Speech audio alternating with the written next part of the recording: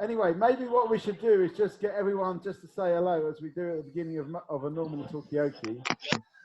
So I'm just gonna run through as I've got it in a list here. So okay, so let's start off on one side with who we got. So we got Akbal first. Say hello.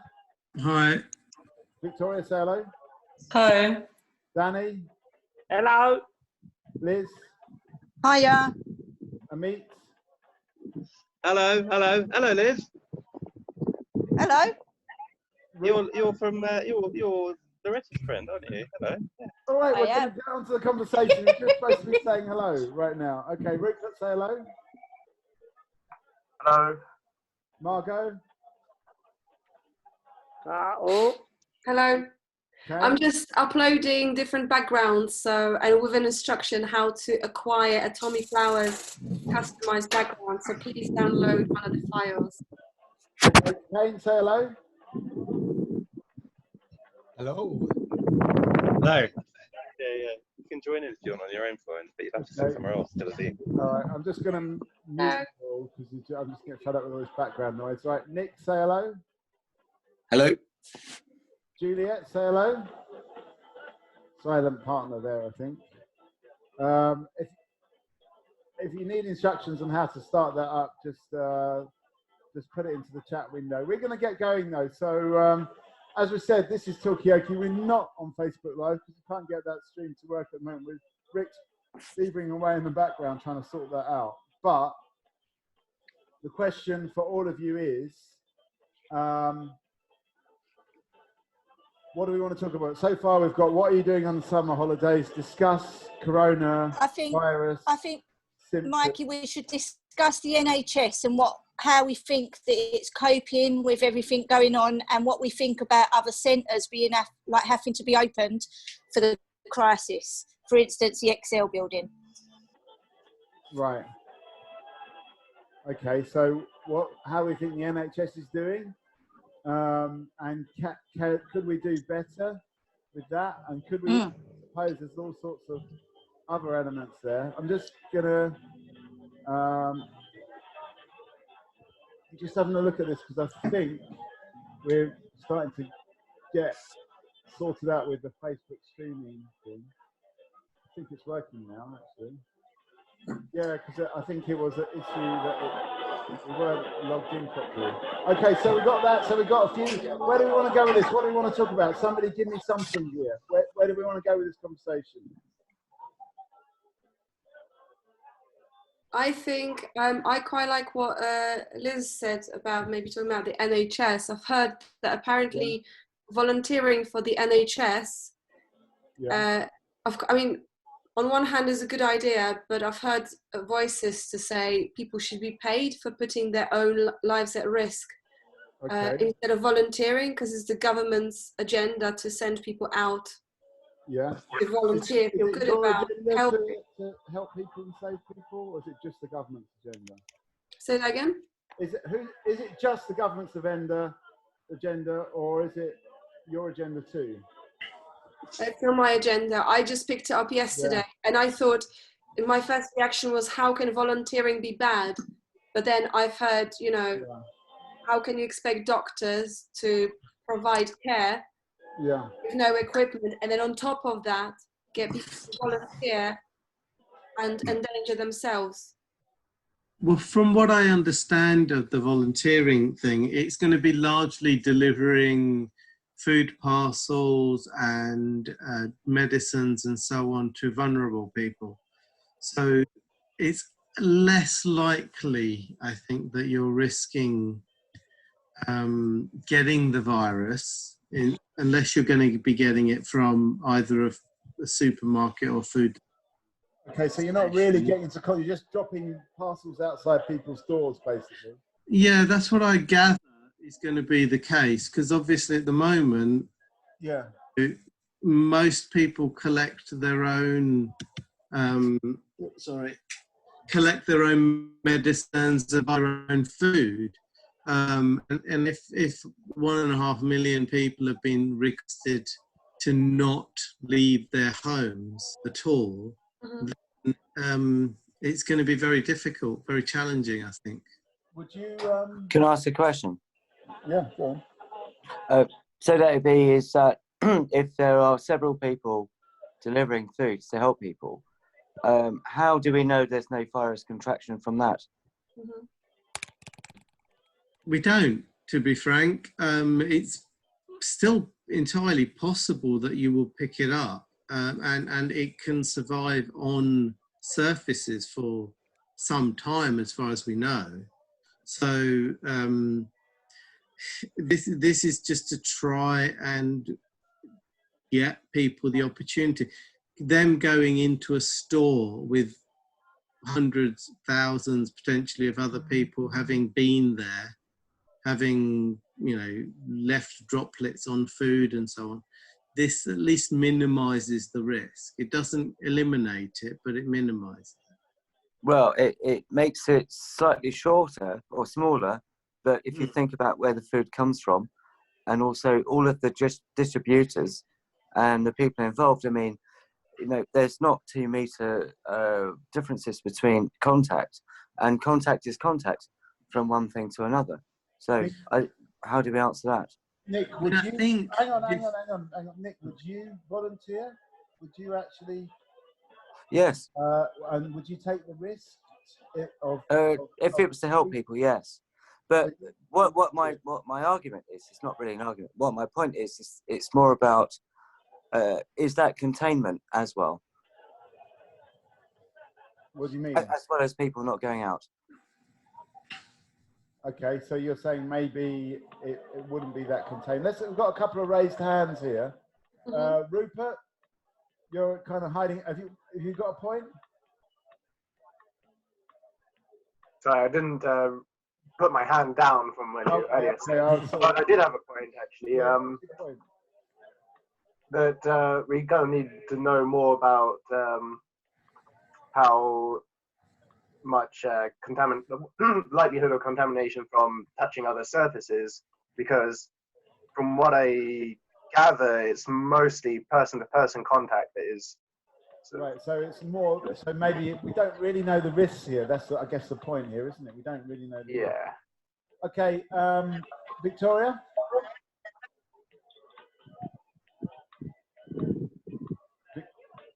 Victoria, go on. So the question is whether it's dangerous to receive packages or food deliveries. Is that what the question is? It's also about, would you volunteer? Would you increase your risk in order to help others? Even if you don't really know what the risk is, it's a bit of an unknown. Yeah. I think if I live by myself, probably I could do that. However, it depends what the volunteering is. If I live with someone else that I can put in danger potentially, then I wouldn't do it probably. Okay, so it's about also you've got to consider who those people around you. Liz, what are you going to say? Hang on. Oops, I can't hear you, Liz. Go on. Oh, sorry. Go on. I live alone, and I am out volunteering, taking food to the vulnerable, but I am also considered vulnerable with asthma. Right. And my family don't think that I should be doing what I'm doing. But if we all take the attitude of we need to self-isolate because we might be putting ourselves in danger, then who is out there to help people and to volunteer and take food to the elderly? Because it's actually the elderly that we need to be looking after, I think.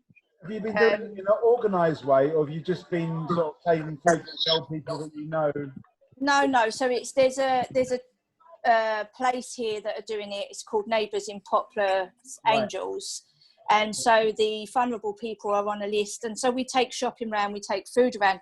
But one of the gentlemen that I took a meal round to was quite distressed that his phone bill hadn't been paid. So then asked me to go to the post office and pay the bill.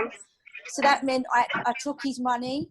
I went to the post office. Someone else handled the bill, give me money back. I then took that back to him. So really, there's still loads of risks, even for the the gentleman that's indoors and self-isolating, but they're worried. He was scared that he'd get cut off the phone. Right. Okay. So there's a lot. Actually, my neighbours were worried about this as well. They're not particularly old, but they were certainly concerned about not being able to pay their bills. Victoria, have you got a point? Yes, perhaps. I do, because I have this hand raised all the time now. But still, I think they just announced the information about help that some self-employed could receive. Yeah. Which is, like, I'm self-employed, for example. So I was just looking into details right now about everything. Yeah. It's so far it's looking like it's going to be a taxable grant that people will only be able to receive in June. It's going to be one-off payment. Right. So you're going to get a one-off payment in June. In June, wow. Which is going to cover 3 months, like March, April, May. Right. Good. Of your average income for the last, last, like, either like one of your previous tax years. Yeah. There's a lot of distress out there, is basically what we're saying. It's basically, that means nothing. I'm trying to understand, I'm trying to process it. Like, I think getting it in June is a bit like a turn off for sure. Also, like, it's obviously nice that they're doing something. Yeah. I just feel like June is a bit like too far away, you know. We've got a new face, although we can't see your face. We've got on. And also just the fact that it's taxable, Yeah, so it's a bit of a weird one, really. So they're giving money and then they're taking it straight away as well. Okay, so where do we want to go? Do we want to talk about the anxiety related to this? That all of our money, well, not all of our money supplies. Some of us have still got money flow, but some of our monies have been cut off. I'm going to drop out, guys, and charge my phone a bit, and then I'll come back. All right, but Liz, give us a final thought before you go. You know the rules. Yes. And that goes to anyone that's thinking of leaving. Don't go without saying goodbye and giving us that final thought, please. Final thought is June is way too long for a payment for the self-employed. There you go. Okay. See you in a bit. Bye. See you, Liz. Keep going with that. We'll see you in a bit. Liz has just gone to charge up a little bit. We've got a couple of new faces. We've got Tim and Honor. Juliet and Honor, we can't see your faces. Maybe that's how you want to take it. But Tim, welcome to this virtual Talkaoke. At the moment, we're sort of talking about the anxiety related to all of this, and that some people are worried about money. Some people are worried about dying. I mean, me personally, I'm just more worried about, you know, when I'm going to touch the skin of another human being. Apart from Rick's in the studio with me, so I can just do that. But anyway, so people are worried. Just say hello, Tim, just so we just get a gauge of who you are. You know, just hello, Mikey. You're right. Yeah, not too bad. So we got Akbal, we got Victoria, we got Rupert, we got Margot, we got Danny, we got Amit, we got Nick, we got Julia, we got Honor. Honor, do you want to say hello? Yes, I am here. Okay. Actually, what they're saying? Sorry? I have a point. Yeah, go on. I have a point to make, because I kind of looked up at some Facebook groups, and actually I've had that experience myself before. When I was hired by a company, and they hired me as a freelancer, but paid me as a PAYE. Yeah. So there are actually apparently a lot of people that they get paid as a PAYE, but they're actually freelance. So they get hired for a week or two, but they don't really pay like taxes of their income the way the self-employed do, because the taxes are already being taken off. It's like a 0 hours kind of thing. 0 hours contract. Yeah, I suppose. Yeah. I'm not sure if I can compare, but basically it's quite interesting, because in some of the Facebook groups that I'm part of, lots of people wrote that, oh yeah, fair enough, for self-employed, that's fine, but they're like, I'm actually freelance but pay on PAYE kind of system. So it's quite interesting because they don't feel like they are included once again. Okay, so I mean, do people feel like they're part of this? Do people feel excluded, included? Let's have some thoughts on this. Danny, do you feel excluded, included? Sorry, can I just say something? Where is that? Can you hear me? Yeah, go on, pal. Yeah. As far as the the grant that's being offered and it being taxable, to be honest, I don't think that's necessarily a bad thing, because there are quite a lot of people that will be earning money during this period, and maybe even more money than they would normally earn in certain circumstances. So my feeling is that the grant should be taxable, and because, you know. Yeah, I guess if you're not earning a lot of money, then you won't be taxed. If you are earning loads, if you don't need it, then why would you, not be? Why would you expect to get that for free? Yeah. Okay, let me come to Margot. What's your point? I just wanted to a quick refresher for new people who joined. You've got an option of chat. If you know where that is, if you go to the bottom of your screen, you'll see a panel with chat on it. You can open the chat, and there you've got images of different Tommy Flowers backgrounds. And the way to put it on, there's like a little instruction to get your virtual background on. So please follow that. And if just a bit of housekeeping, and if you've got a point and you want to raise your hand, I encourage you to use the function again in the panel, participants, just double click participants and you see raise hand or lower hand if you finished talking. That's all I wanted to say. But I also want to say a lot of things, are we in this together kind of thing, a lot of things are moving on, into the online world. And I'm suffering bigger overload of computer-related eye pain that I have ever.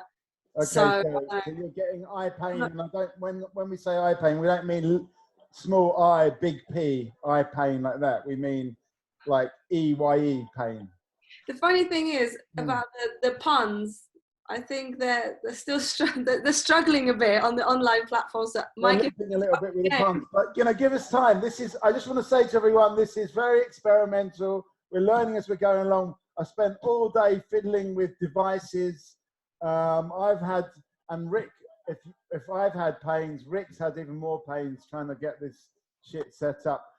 We've got a Matt here. Do you want to just say hello, Matt? Say hello. Can you? Matt, hello? Can you hear me? Yeah. Hello. It's Matt Qatar. Hello, everybody. Hello. We can't see you, but I mean, that's if you don't want to be seen, that's fine, because we are actually going out live on Facebook. So. Actually, I don't have a camera. Oh, okay. Any thoughts on this so far? Are you suffering corona anxiety? Yes, I'm stuck in house, so yeah. Yeah, am I too quiet? I can turn myself up. How about that? Is that better? Is that better? Oh yeah, okay. All right, so you're definitely, what is the nature of the anxiety? Just being stuck at home? Yeah, and getting depressed, yeah. So, and getting bored, yeah. Yeah, getting bored, yeah, I know about that. Everybody is getting bored nowadays because of the virus. Yeah, I know the feeling. Okay, so where are we going to go with this? Do we want to talk about the anxiety? Do we want to talk about the volunteering? Do we want to talk about what we can do to be less bored? Where do we want to go with this conversation? We've got a raised hand from Victoria. What's your point? Victoria? Yeah, so I feel like, sorry, what was you were saying about the corona anxiety, right? Yeah, we're talking about, but there's all different ways it's expressed. Some people are worried about money, some people are worried about their health, some people are worried about just simply getting bored. Yeah, I think it's quite, sorry, I'm going to remove my raised hand because it's just is always raised. But also, but I'm also happy to talk anyway.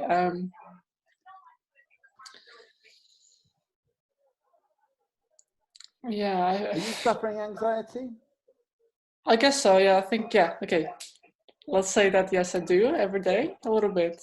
It gets. I think it just happens when I start. I think it does happen like pretty much every day, like for a bit. What are you worried about? What's your anxiety about? I think when I read news and I keep reading them, and then I get in a state of, and I think that kind of probably affects it. The media anxiety, yeah. Yeah, I wouldn't say that I'm generally on calm, but maybe like for like 30 minutes or like 1 hour a day for sure, I feel very anxious. But then I find ways to calm myself down by, I guess, taking some action and stuff. Cool. All right, trying to work out ways. So I think maybe there's something about. I think it's quite important, perhaps, to think about ways around this. Think about what could you do to feel a bit more stable in such time. Well, obviously, everyone's situation is different, but I think it's quite important to think about ways to stabilize yourself. Like, what can you do to make yourself feel okay and comfortable in your kind of space? Okay, well, maybe some people have got some ideas. Tim, what were you going to come in and say? I think pretty much every day I realise just like when I'm going to bed that I actively have to do stuff to get rid of the anxiety. It just sort of builds up throughout the day, and it's only when it comes to the end of the day when I suddenly realise how anxious I am. And what's making you anxious?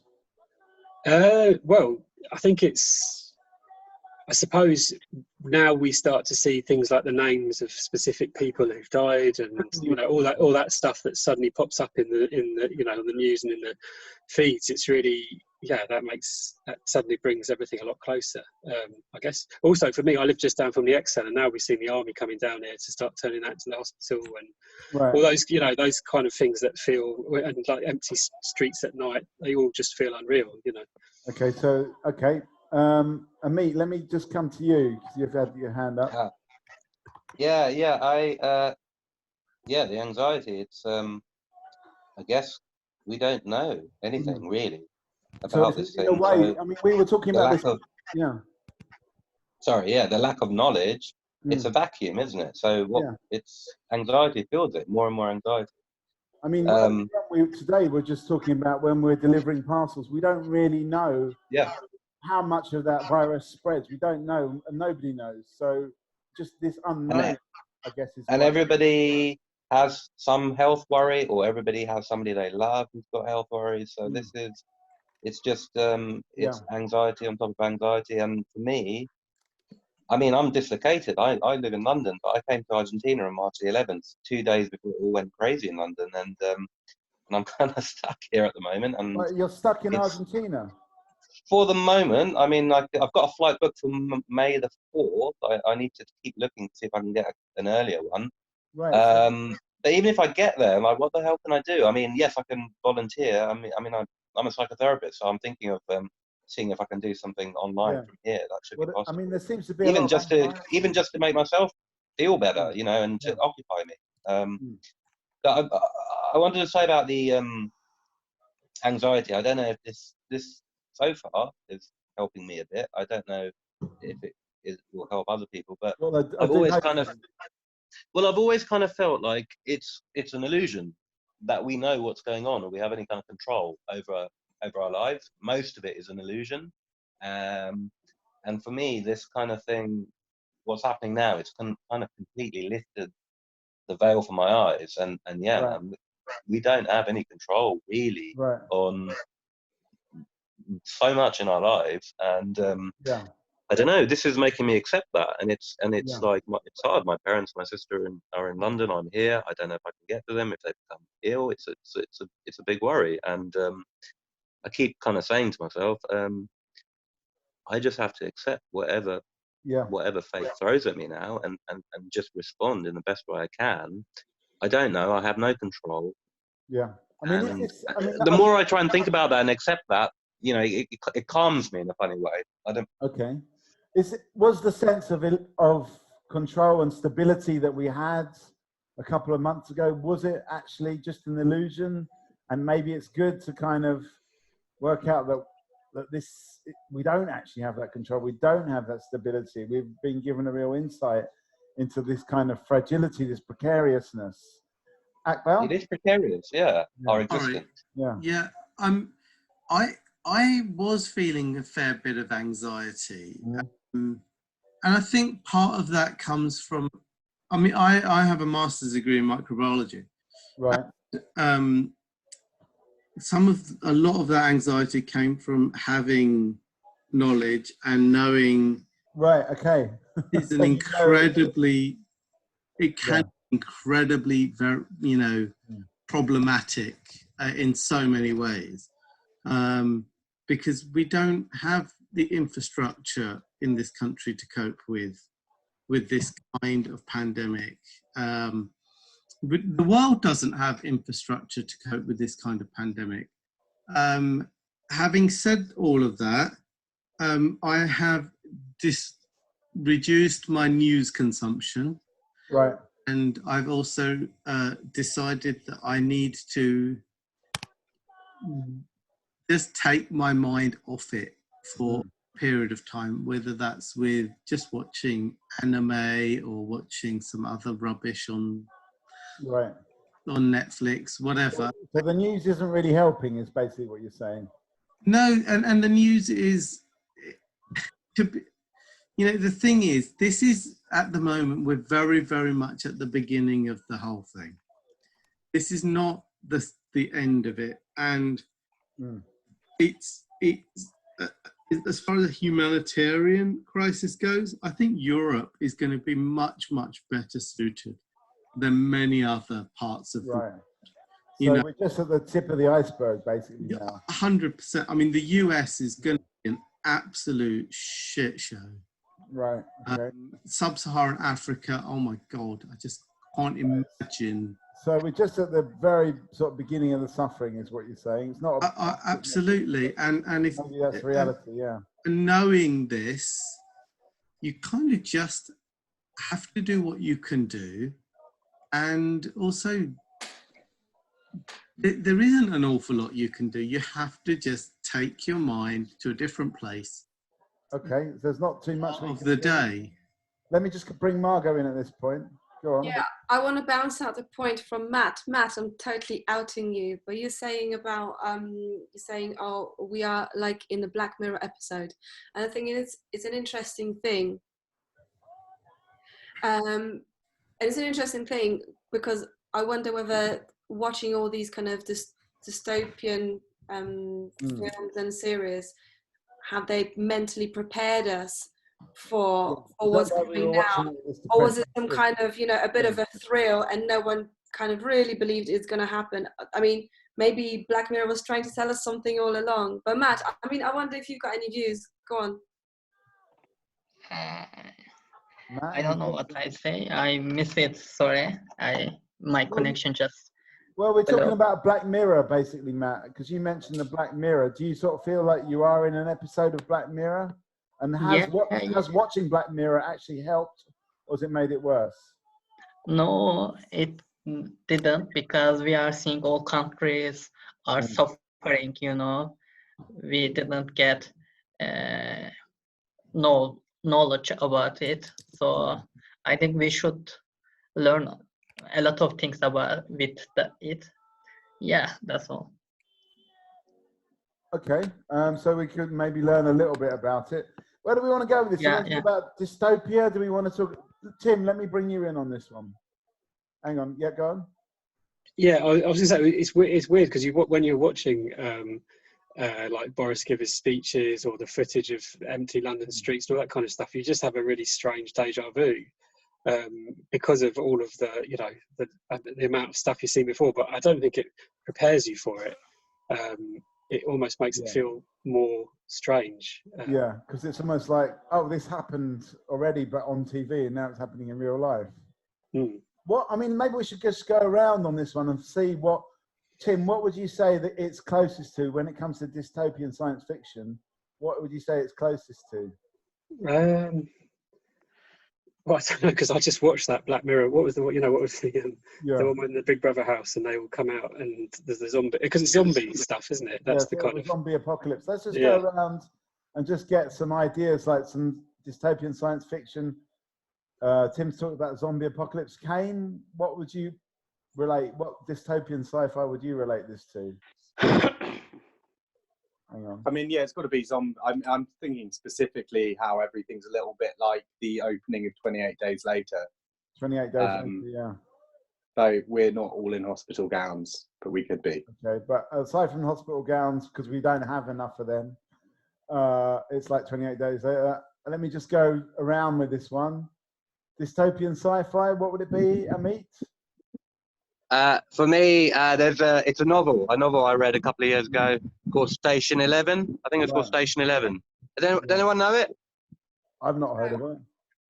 It's a really good book. It's basically about a global pandemic, which it kills like 95% of people rather than 2%. Okay, so we're doing well with 3 or 4%, really, aren't we? But one thing I wanted to say is, like, I'm in Argentina and we're watching Netflix, and like all the top things on Netflix are like pandemic, epidemic, you know, kind of dramas about fucking pandemics. Like, I find that a bit weird. I don't really want to watch like a drama about a pandemic at the moment. Yeah. But it seems to be popular. Station 11, yeah, read it. It's a really, really, really good book. I can't remember the author. I'll try and I find found that. something. It's by Emily St. John Mandel. But it says, Yeah.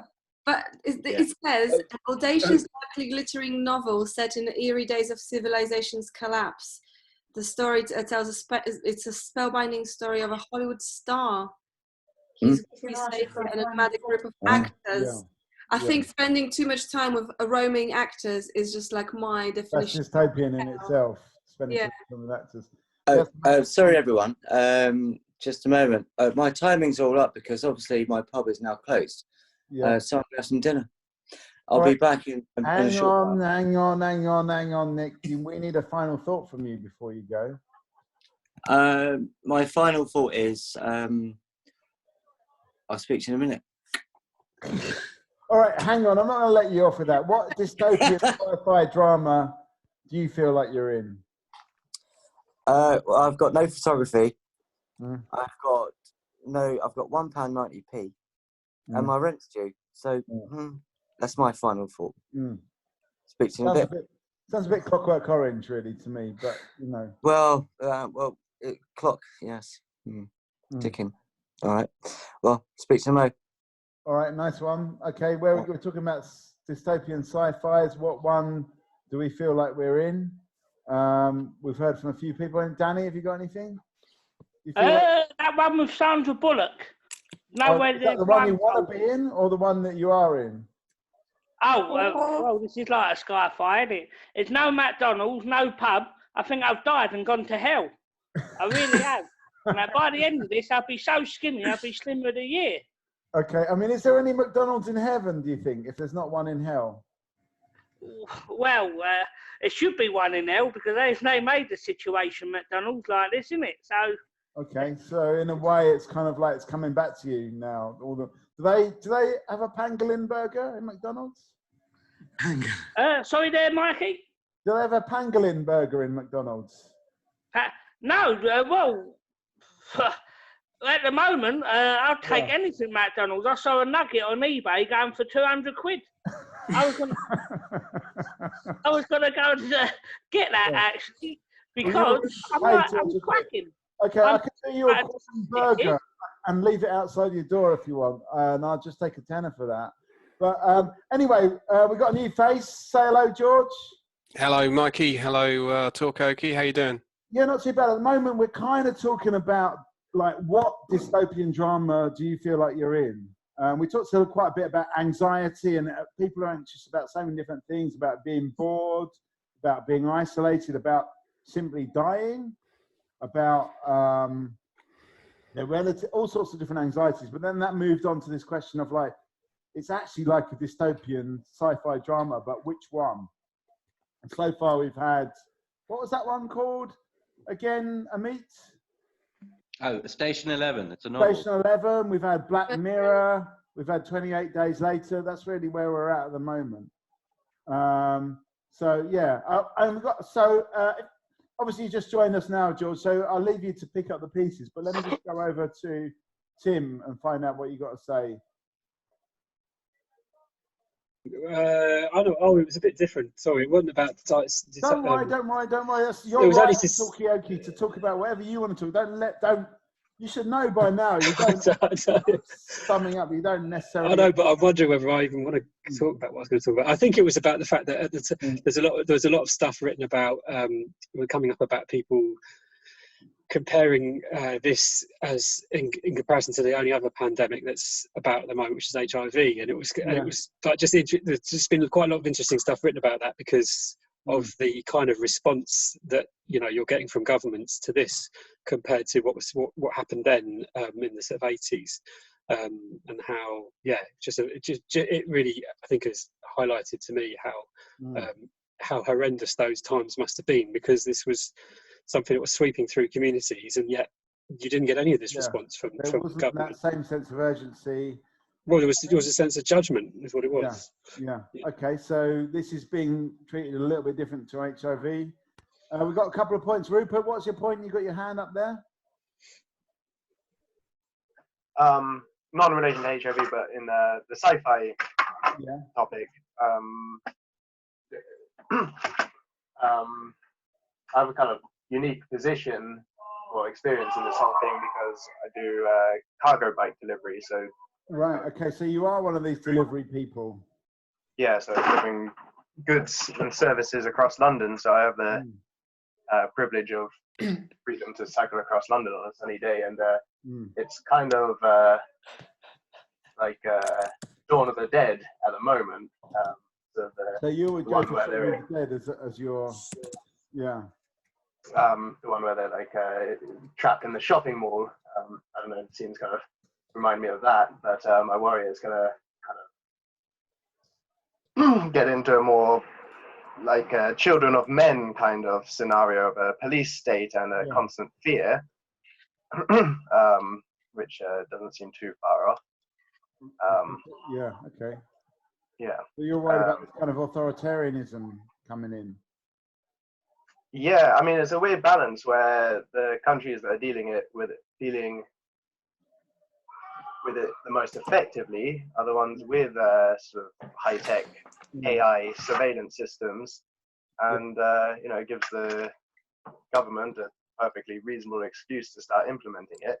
I don't know if there's I was chatting with a friend who pointed out in Singapore, they have the ability to, once they test someone positive for the coronavirus, they have the ability to track who they've been in contact with for the past 5 days or more through their surveillance, which okay, so they've got basically everyone under kind of total surveillance forever, basically, and they can. Okay, I mean, what do we think about? Is that a good thing in the sense that you can find out who's got it, or is it like invading privacy? We need that here to stop people flouting the rules. Akbal, you've had your hand up for ages, but luckily it's a virtual hand, so you're not sore arm yet. Well, 2 points. First of all, the post-apocalyptic show. There's a TV show called Daybreak. All of the adults are dead, and it's just kids. And given this seems to attack slightly older people, I think it seems quite apt. As far as the surveillance side of things, China has a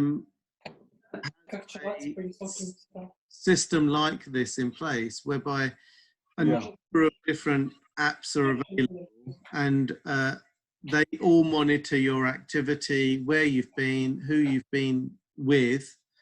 And they've found that it's actually been very useful. So when people have been tested and they have been found positive, the app will automatically tell everybody that they have been in proximity with that they should be tested because one of their contacts has tested positive. Okay, so you think it might be quite a good thing that we've got this ultra surveillance, or certainly in Asian countries they've got it. It's a difficult one because China is very much more of a surveillance state anyway, and to some degree people accept that as something that they have to live with, whether they like it or not.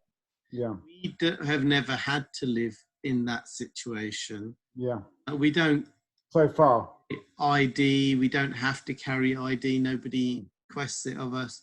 And in recent days, you're hearing that, you know, even during the war, we didn't request that people carry their ID with them. Okay. That people had ID cards in the Second World War. Right, yeah, but there was more of a kind of like token gesture. Okay, let me just come to Margot. You've had your hand up for a while. Come on, what you got to say? Yeah, I just wanted to say, that's my observation, maybe a bit controversial, but I think British people are terrible at being told what to do on a good day.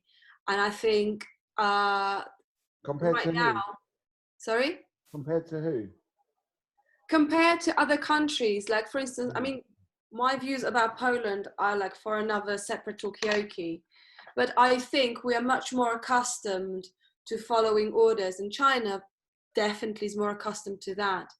And then I mean, Boris Johnson was quite vague anyway, but just the fact that people just thought like, you know, fuck this, I'm going to go and take my family into a park because it's nice weather, I'm British, I'm going to do whatever I want, I know my democratic right, I'm going to exercise them, so fuck everyone else. So and this sense of freedom could be lethal, basically. Sorry? The sense of freedom could be lethal.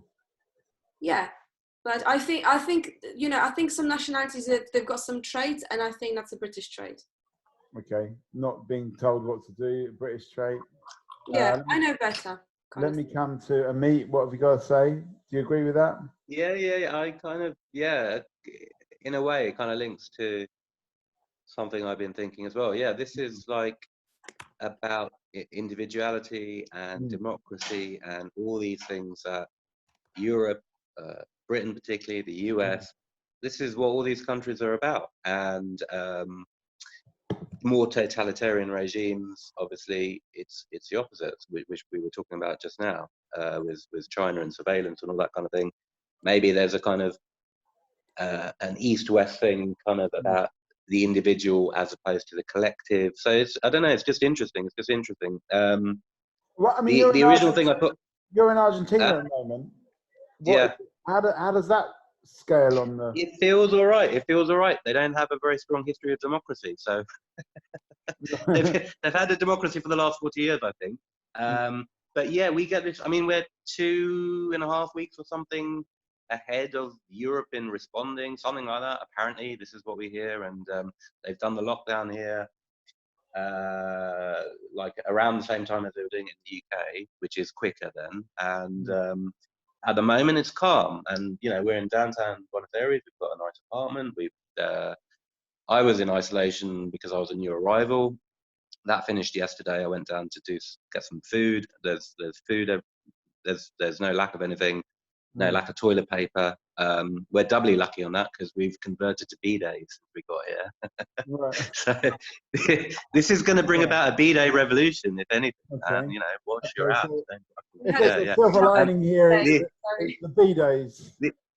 Bidets are fucking lovely. I never knew. And anyway, the thing I originally raised my hand for was somebody posted on Facebook. I saw coronavirus is an anagram of carnivorous, and all the stuff people are talking about, the links between mass industrialized production of meat, all this kind of stuff, farming, and where these kind of viruses, pandemics sometimes spread from. I mean, I'm no expert. I don't know if it's true or not, but coronavirus is an anagram of carnivorous. Okay. It's an anagram. Do we believe in coincidence? Is coincidence just coincidence? Is that some kind of divine message? Take it there. We can take it there. Let me just come to Tim. Tim, what have you got to say? Did I have my hand up? You got your hand up. Did I just not drop it before? I think that's. I didn't. Yeah, I didn't put it back down again. Sorry. Well, the onus is on you now to keep. I know. Well, I'm on anagrams. Anyway, is it coincidence that coronavirus is an anagram of carnivorous? Apparently, I'm not sure if that's right because there's no A in carnivorous, is there? Oh, there is. There is. Yeah. All right. Okay. All right. You know, give me a break on this. What about George? You've not said anything yet. Have you got any views on anything so far? I know you're just picking up the pieces. You're coming into this. Have you got anything to say about this? Yeah, well, I've just literally quietly worked through the letters here, and I can confirm that the carnivorous thing is legit. So, okay, good. Well, that's what we need is a bit of like fact. Thank you. Yeah.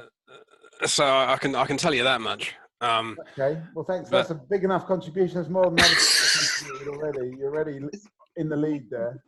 So, I mean, you asked earlier, is this some sort of dystopian sci-fi appalling future that we are now in? Or is it like which it is, but is it also like a movie that I haven't yet seen? I have enough difficulty with reality, let alone sci-fi. Right. So I can not name any particular movie. So I'm not sure. I mean, it comes to this question of reality because earlier on, before you arrived, people were saying that we kind of had an illusion of what our reality is because we had this illusion that our reality was a reality of control and stability, but it wasn't actually. Just for me, my own personal, situation. Like when I was in London earlier this week or last week, and maybe like many people, I just found myself sitting there listening to the radio, working from home, feeling very what's the word? I guess you call it detached from everything because it felt like you were in sort of a completely different timeline, so to speak. Yeah, I mean that's sort of become a bit normal now. I do find like it's very strange how people sort of adapt, like the fact that people got used to the streets being empty. So, I mean, is alienation the new normality? Is that where we want to go with this conversation? Where do we want to go with this conversation? Do you want to talk about the dystopia? Do you want to talk about the new normality being this kind of alienated, kind of surreal state? We've got certainly a raised hand over here, Margot. What have you got to say? I just, Akbar just reminded me that at 8 o'clock, people are taking a moment to stand on the balconies or in the windows to do a round of applause to the NHS staff. And it's a shame that Liz is not here, that she's charging her phone. But maybe we could do it if we wanted to. Maybe we can raise the hands. We can raise your hands if you want. Yes or no. I mean, to be honest, I need a wee. So there's one raised hand there, like a real raised hand, as opposed to the proper. Oh, you've got. Well done, Rupert. Rupert's raised his hand and Akbar's raised his hand. I'm going to say yes. Mix up. Applaud the NHS workers in 10 minutes or 9 minutes now. Meet says yes. I feel like there's starting to be a groundswell. The people that are not raising their hands are the ones that have just gone off and done something else and just left it empty. So we got like 9 minutes then for this particular session before we go and do a little round of applause. Where do we want to take this? Do we want to talk about this question? And there's a few different things. There's this kind of surrealness of what's going on, the detachedness.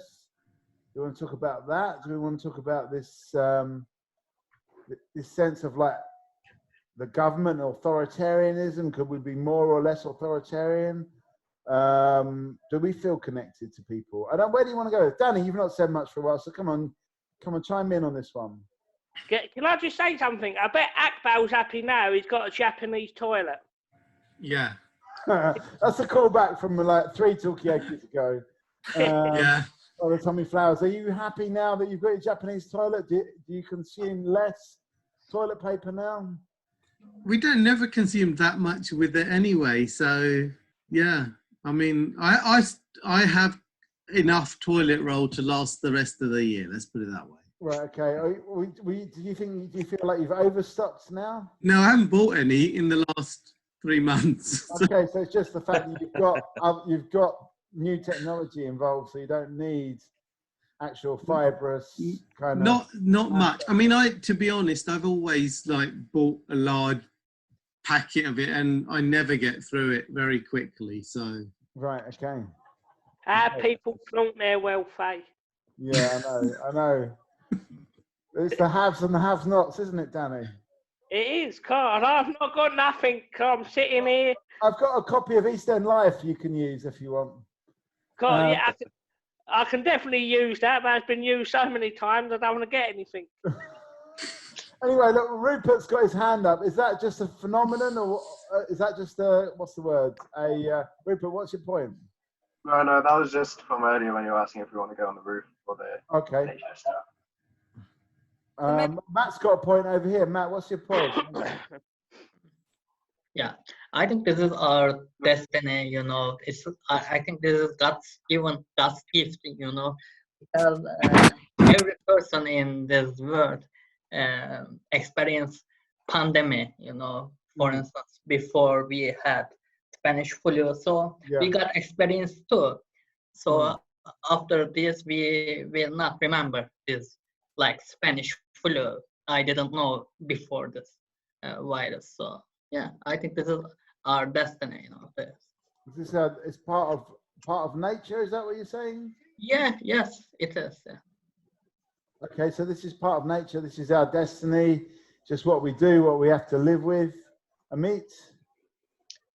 Yeah, I was thinking the other day, like the last kind of global thing, to my knowledge, on understanding on this scale, was the Second World War, and that ended, what, 75 years ago? Is that right? Which is the average life expectancy of a person these days. It's one lifetime. And after the Second World War, all kinds of things were done, changes made because of that, which improved society. You know, even in Britain, welfare state, NHS, I think they came about, you know, after this. So you think this will actually be, we're going to suffer now? But well, it's like a wait, something like that. It's like, it's one lifetime, isn't it? And all those things have slowly gone. And that's what we've been saying before coronavirus. You know, all these kind of welfare state has gone, all this kind of community, whatever, looking out for each other has gone. Strip back everything, think about money. You know, not us individually, but, you know, people running things. And now suddenly it's like a massive jolt. And there's going to be loads of changes because of this. So, so somehow it's a bit spooky that it's like one human lifetime, and then suddenly something like this again. I can't think of anything else on the scale of this for the last 75 years. Well, I mean, you know, obviously, I mean, there's one sort of positive way of looking at this. It's better than a war, isn't it? Let's be honest. Yeah. Margot, go on. But I think something that somebody I was talking to picked up on, but the rhetoric, that the language is very much like a war language, and I think that the parallel that Amit just made, I think that's I agree with that. I think about that all the time, and actually growing up in Poland and always having you know, the memory of Second World War kind of looming, and the Holocaust and all that kind of stuff. I always felt like, you know, we are just like in some kind of like preparation mode always for something to come up. And I wonder whether British people have the same thing or not at all. Let's bring in Victoria on this. Come on. Yeah, actually something that I was discussing with someone else the other day is that what kind of positive things are going to come out of this? Because, so for instance, number one is that a lot of people are going to realize that a lot of meetings could be emails, and just going to general attitude towards is that a positive thing? Work is going to change, because I myself has witnessed. I don't want to write more emails. Well, I'm sorry, but that's true. Or, you know, if the meeting has no food involved, it should be an email. That's the thing. Like, right, okay, all right, okay, that's a better you know, way. if you're meeting, you're not having food together, you should just write an email all the time. Yeah, because I've witnessed myself a number of times when people were like, or there are certain companies that are not really, they don't want their employees to work from home, or they're like really, they're not welcome. They don't welcome that, and I feel like I completely disagree with that, because there's so many people that could save some time and money by not commuting in big cities, for example. So yeah, I think it's just going to be a move towards that. Yeah, and I just generally wanted to raise a point about the positive changes that are going to come out of this. Okay, any other positive changes apart from more emails? Maybe also not more emails. That's not what I meant. No. I also think hopefully that people that work in in like services, or how do you say, people, people that work, for example, in cafes, or people have to deal with customer service a lot, face to face. Hopefully they'll get like a better protection. Okay, so we maybe just consider those people in general and look after those people a bit more. Yeah. Let me go to Margot. Margot, what's your point? I'll go. What's that? Sorry, I forgot what my point was. Sorry. Okay. But we've got a minute to do the clap. We've got a minute, so let's just get final thoughts. Let's just get a couple of points. Akbal, be quick if you can. Me? No, not you, Danny. You haven't got your hand up. Put your hand up. I've got to leave. I'm going. I've got to go to bed because I've got work early. I thought. What do you mean you got work early? Are you not working from home? No, I can't work from home. I'm one of the first responders. What are you doing? Caretaking, cleaning lifts, shoot rooms, blocks, lobbies. All right, give us a final thought. All stay safe and look out for one another. All right. Well, it's nice to see you, Danny, and do tune in for the next one. We're gonna go out and do a quick round of applause for the care workers out in the street. See you out. See you all. And we'll all better. Nice to see you. Bye. That's going to happen in a minute's time. So let's just very, very quickly from me. Final thought. I can't remember what I was going to say, but you're carrying on after, right? The applause is brilliant. In Argentina, they've been doing it. We got. People have started here. Amazing. Okay, come on. It's time to get out on the street. Go. We'll join you in a second. Go and applaud. I'm going to go for a pee before I do anything else, but after that, I'm going to applaud the health workers. Rick's going out there to do it for me.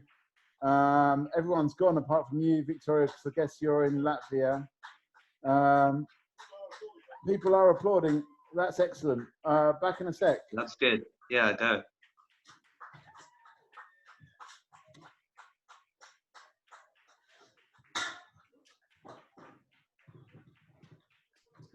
It's wild here in Peckham, guys. Okay.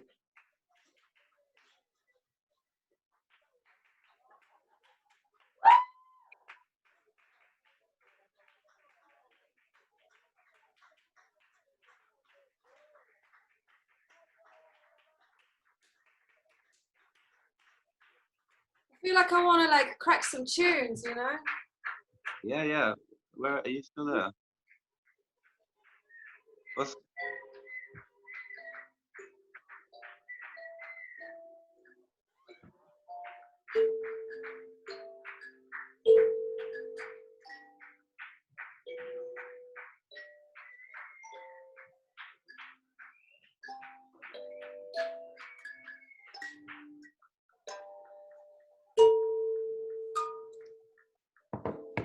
That's quite good.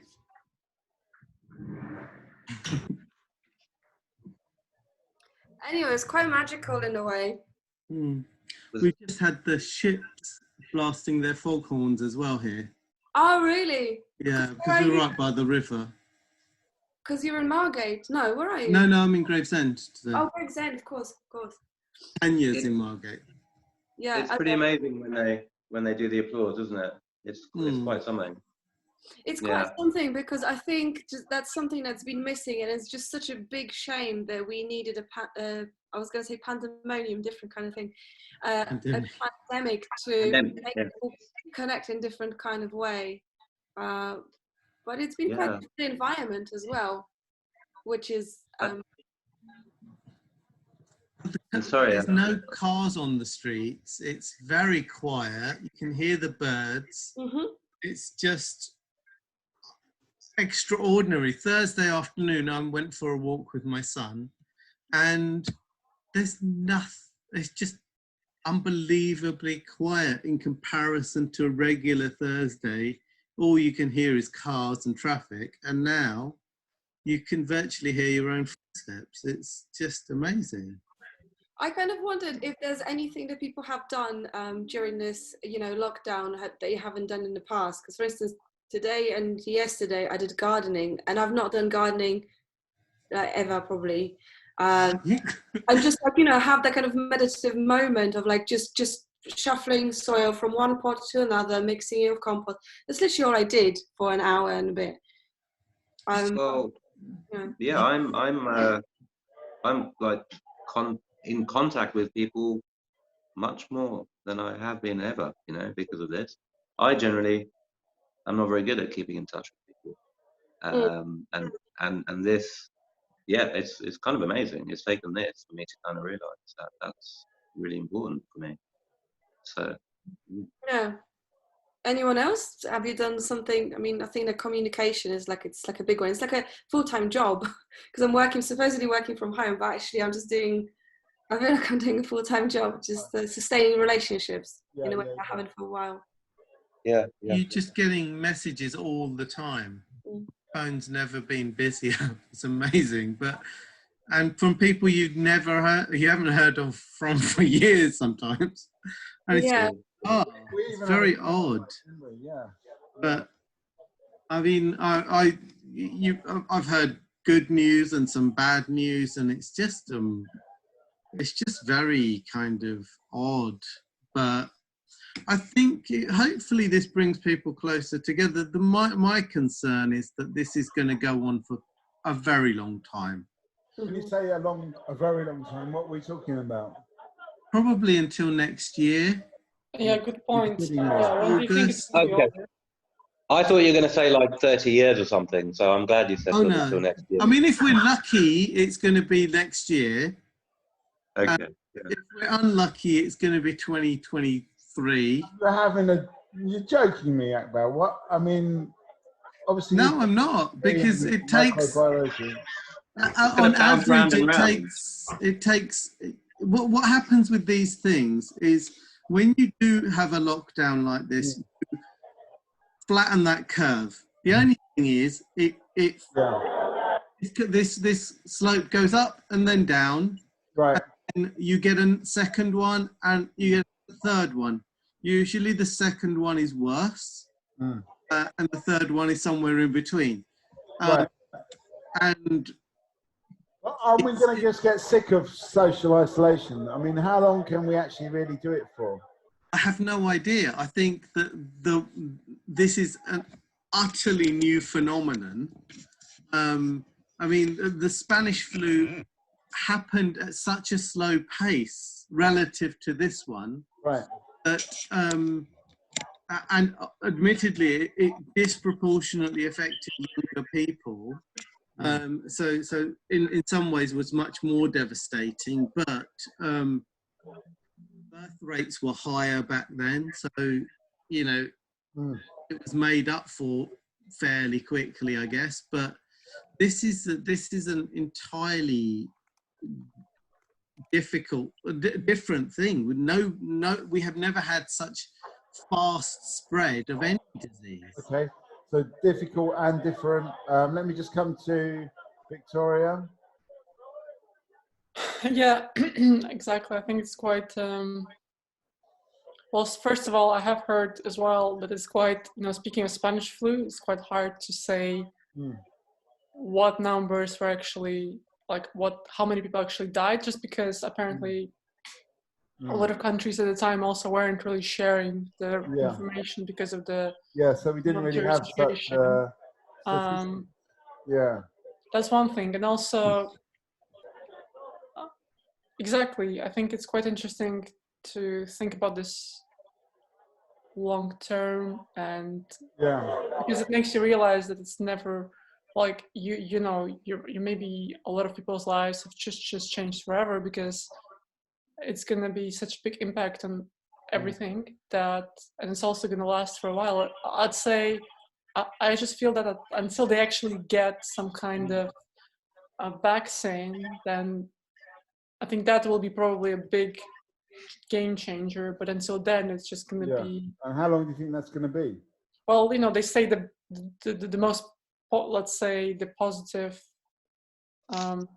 most positive scenario is that it's going to be ready by autumn. Right. Okay.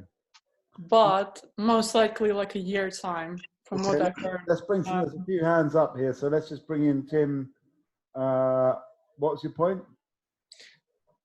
So I just want to say that I think it's quite interesting to think how long it's going to be realistically, and thinking about readjusting maybe your life. Yeah. Okay. So it's going to be long quite a term. while. Yeah. Okay, Tim. Hang on. Let me unmute you. There you go. Yeah, just my final thoughts. I've got to dash off for my dinner. Okay. Bon appetit. But I think it's just, you know, when we're referencing the war and thinking about, you know, that's the last time as a world kind of community we've gone through this.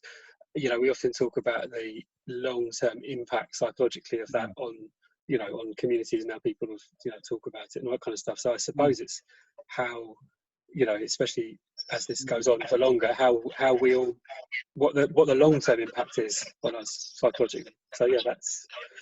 I mean, have you got any thoughts what it might be? I don't know. I don't know whether we will become more apprehensive of large gatherings, or gatherings of more than 2 people, or whatever the thing is, or whether we will embrace more closer contacts through the absence we're experiencing now. I don't know. Yeah. Okay, so it could go either way, really. We could get really just turned off of large gatherings, or we could get turned on to it. I mean, just very much in terms of into like how we relate to each other, because obviously there's loads of other possible things that people have been talking about recognising what we need to do as a community to safeguard everyone, sort of, you know, long term. But yeah, just whether it affects how we do directly relate to each other physically. Okay, so we don't really know how this is going to go. I'm taking from that. Okay, Margot, what was your point? I was just going to say that apparently, because you were talking about the second and third wave and that kind of stuff, in Hong Kong there's already a second wave, and apparently... Good wave to Hong Kong, by the way. I'm sorry? Nothing, doesn't matter. And then apparently people are... They have been self-isolating, like they've been isolating in the family homes with the families for so long. They're now going and renting hotel rooms and Airbnbs to be on their own. Have a change of scenery. Yeah, just change of scenery and just like actually be with yourself. Because for me, I think it's just a question of, yeah, of course, it's a question of time before I start like really. This is like being in like a really tedious relationship, isn't it? It's like self-isolating. Like when you notice Have you got experience of tedious relationship? Breathe, and you know, it's like the breath is annoying, the tone of voice is annoying, the way they walk is annoying, the way that everything. This is like trapped in a relationship. But one thing, my parting comment on this with this breath is that somebody pointed out that there are a lot of women who are already trapped in abusive relationships, and home has never been a safe place. And now, can you imagine like the hell? You can't even get away. And that is absolutely horrific. I mean, my home is an abusive relationship, but I live alone. So, like, just take from that what you will. Like, Amit, I should be coming to you, but Victoria's like doing her head in. So let me just go to Victoria first. Go on, what are you going to say? Oops, sorry. Go on. It's so many things. It's exactly what I was thinking today. Like, you know, given how many abusive relationships we have at the moment, statistically, it's kind of. I wonder. I almost feel like the next steps in the upcoming month should be like. I just wonder what the options are for the families or for people that are indeed trapped in these abusive relationships, or for the kids. You know, because that was one of the questions. It's almost like a joke. So, you know, like the question is, after 9 months, is it going to be more divorces or more babies coming out of this? Probably both, Yeah. to be honest. But we'll put that to everyone else. What about the, you know, being trapped with the potential abuser? Is that the point you wanted to make, Amit, or was it something else? Well, something else. Yeah, go on. Me? Yeah. No, just something we were talking about. Well, I can't remember talking about something which made me think about this, but Trump already is talking about back to business within a couple of weeks. So this thing of, you know, I can't remember exactly, but that's, you know, if he's gonna stop all, you know, this social isolation, all this kind of stuff, they're not even doing it properly in America, and he's saying we're gonna, you know, the cure mustn't be worse than the disease. So with the most powerful person in the world saying that, I mean, it's that's pretty frightening. Because if it goes off in America, it'll just come back. It'll come back. And okay, so America could be a kind of reservoir of virus that we could come back to. But just that kind of his philosophy as well. It's kind of insane. But oh yeah, this was the point. How long will we continue doing this? Well, if it keeps going and keep going, then eventually every country will follow what America seems to be doing, because they'll do it. Or I don't know. That's what I think. If it goes on for 6 months or a year, well, I mean, okay. So looking at the positive side of that, does that give us a more global perspective that we've been really aching for before? What do you mean? Sorry. Well, because we can't just do things on our own, because if we all self-isolate, but America doesn't, to a certain extent, we're at the, what we do is related. But it's Trump is not seemingly at the moment wanting to do what everybody else wants to do. So he's not pulling together. So that's a bit worrying. Okay, let me come to Akbar. Go on, Akbar. As far as the US goes, there are multiple problems there. They've put together financial stimulus packages to help businesses and so on. But there are still tens of millions of people with no access to healthcare. Probably, they're on the roof. That did have access to healthcare last week, but don't now because they've lost their jobs. Yeah. And millions and millions of gig economy workers that still have to work. I mean, at least in the UK and Europe, we have what they'd call socialized medicine. Yeah, or some notion of it anyway. And they have none of this. Trump is a moron. Everybody around him contradicts everything he says immediately after he said it, because they have to at least try and reassure the public that there are adults in the room, and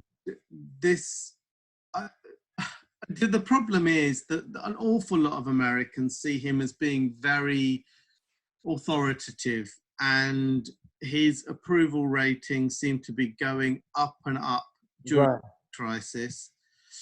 The opposition is very much likely to be Joe Biden. Quite frankly, can't talk, doesn't know how to. He's lost all mental faculties, and Trump is so in a way, it doesn't really matter. Lead the US. Lack of knowledge is actually a kind of plus point according to the electorate. Let me come to Amit. What was your point, Amit? It's nothing to do with anything, except we've had this guy on the roof every 2 days giving us a concert, and I don't know if you guys can hear it or want to see it for a minute, because it's really cool. He's doing a bit of Elton John. He was in his apartment, now he's on the roof. He's got an amp, he's got a microphone. Okay, you want to see it for a minute? I don't know if you can hear it. Choose your other camera and see if you can point it. Yeah, it's cool. Can you see that? Can you hear it? It's nice to get a view of Buenos Aires, even if we can't see. Yeah. It's a bit too. Can you zoom in or something like that? Use your other camera. I'm a Luddite, man. I don't know. Maybe I can send it to you and you can, or something later. But yeah. I just wanted to just share it, because it's like put it into the chat channel. This is another cool thing of this whole thing. It's like, I don't know. People being creative, I suppose, isn't it? Yeah. And this guy he's a trooper. He's like making us all feel good. Every 2 days he's doing this, and he's a good singer, and he's probably going to get a record deal out of this, man. You got to think about the opportunities, haven't you? Yeah. If there will be. But anyway, that was my point. I don't know if you guys can hear it really. Okay, I'll make a little recording and put it into the chat channel. Rich, my mate's making a recording of it, so we'll send it. Yeah. Nice one. Okay. I'm still here though. Yeah. Victoria's got a hand up, but she seems to have disappeared. So I'm going to go straight to Margot. Margot, what's your point? My point is that I just saw on Twitter, because I'm tweeting the current subjects on the table as we speak, but Gordon Ramsay has laid off 500 staff. One of his chefs called him a little shit for doing so. Ramsay is worth 140 million. another rich man who won't dip into his pockets to support his staff, and I think it's absolutely shambolic. It's absolutely disgusting. Did you expect something better from Gordon Ramsay? Yeah, I was.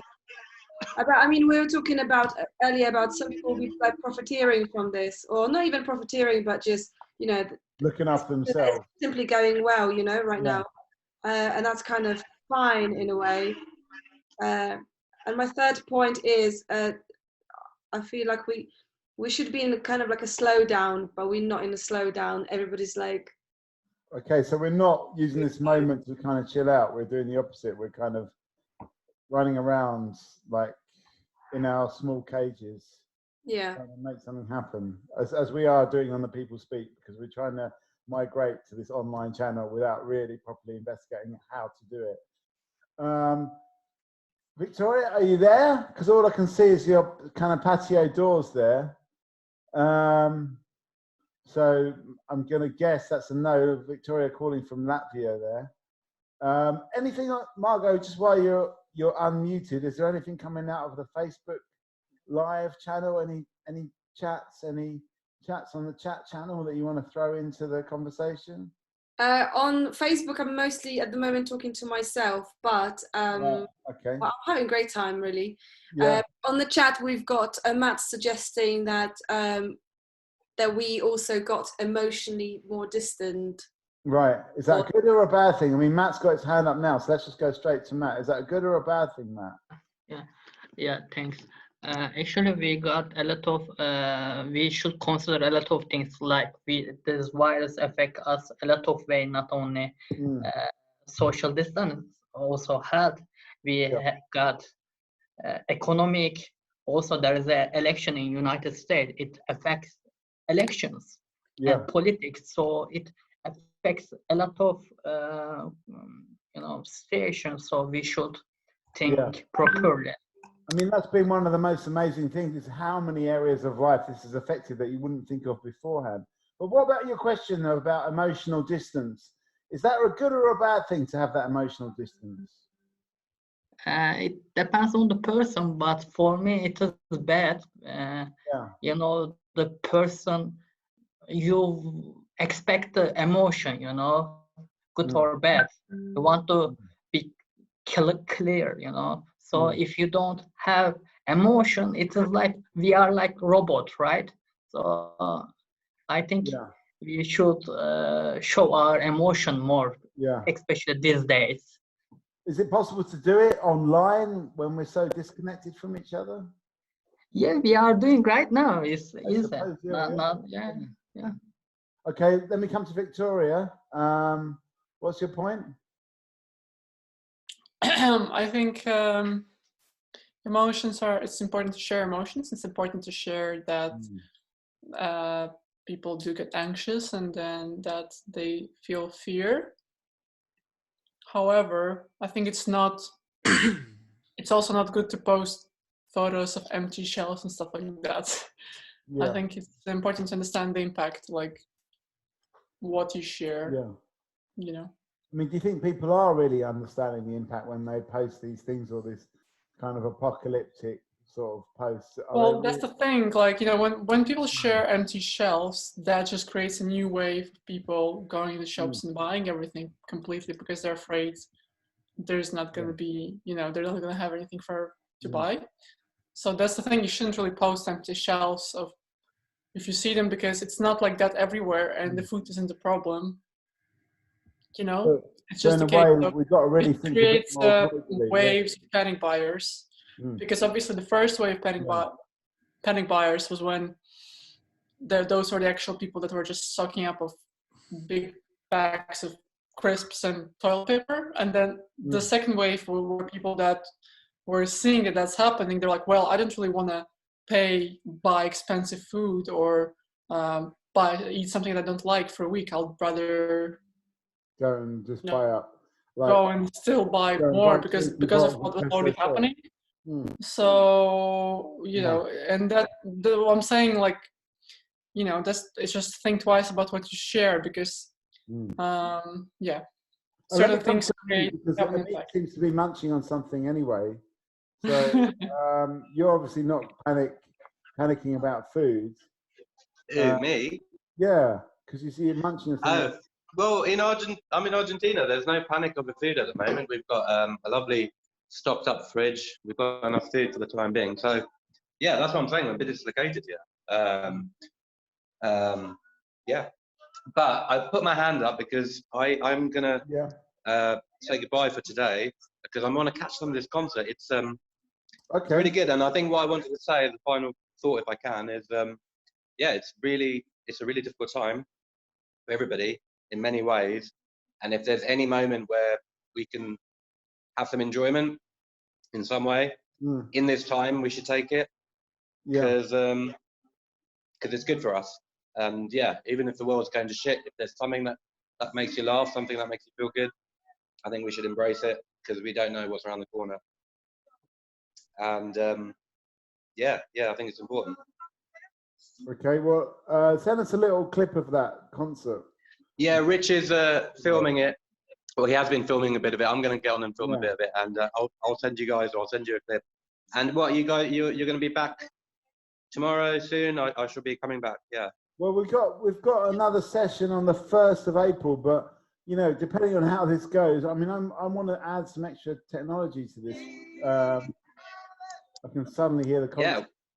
Yeah, I've enjoyed it, man. It's been good. It's been good to do this. So obviously, we've got this table here. I want to actually get people on screens around the table, so it's more like the conventional Talkaoke experience. Well, we didn't get a chance to do that because we actually just upgraded our internet today, and it took us all day really just to get that sorted out, and also our camera angles that we're trying to sort out. So, but we will be back. There will be another session. Yeah.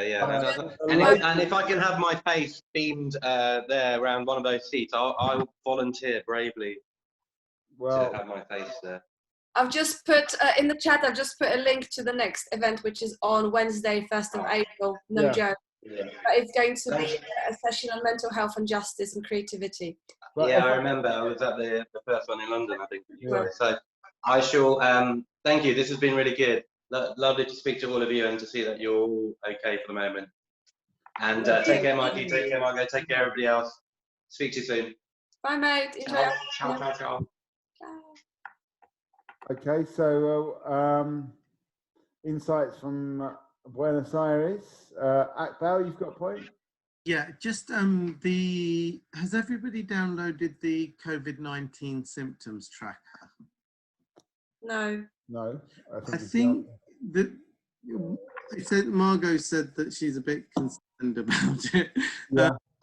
But it doesn't tell you if you have it. It literally, the exercise is to see whether people have any kind of symptoms, whether they and whether they have underlying health conditions and so on, and to see how many people fall into those categories. The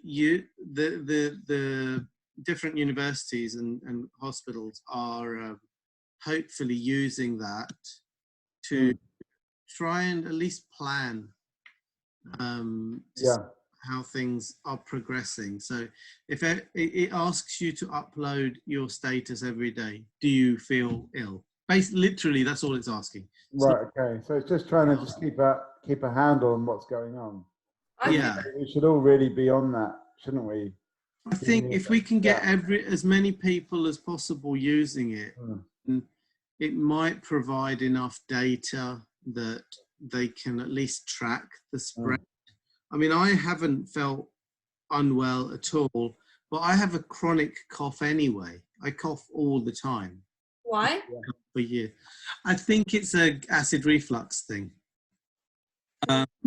But I've decided to take some medication for the acid reflux, and I think it's helping. I'm coughing a little bit less, but I'm still coughing. So and I have been for years and years. So it's not a new cough. But then again, some people have reported that they don't cough at all. So they just have a high temperature.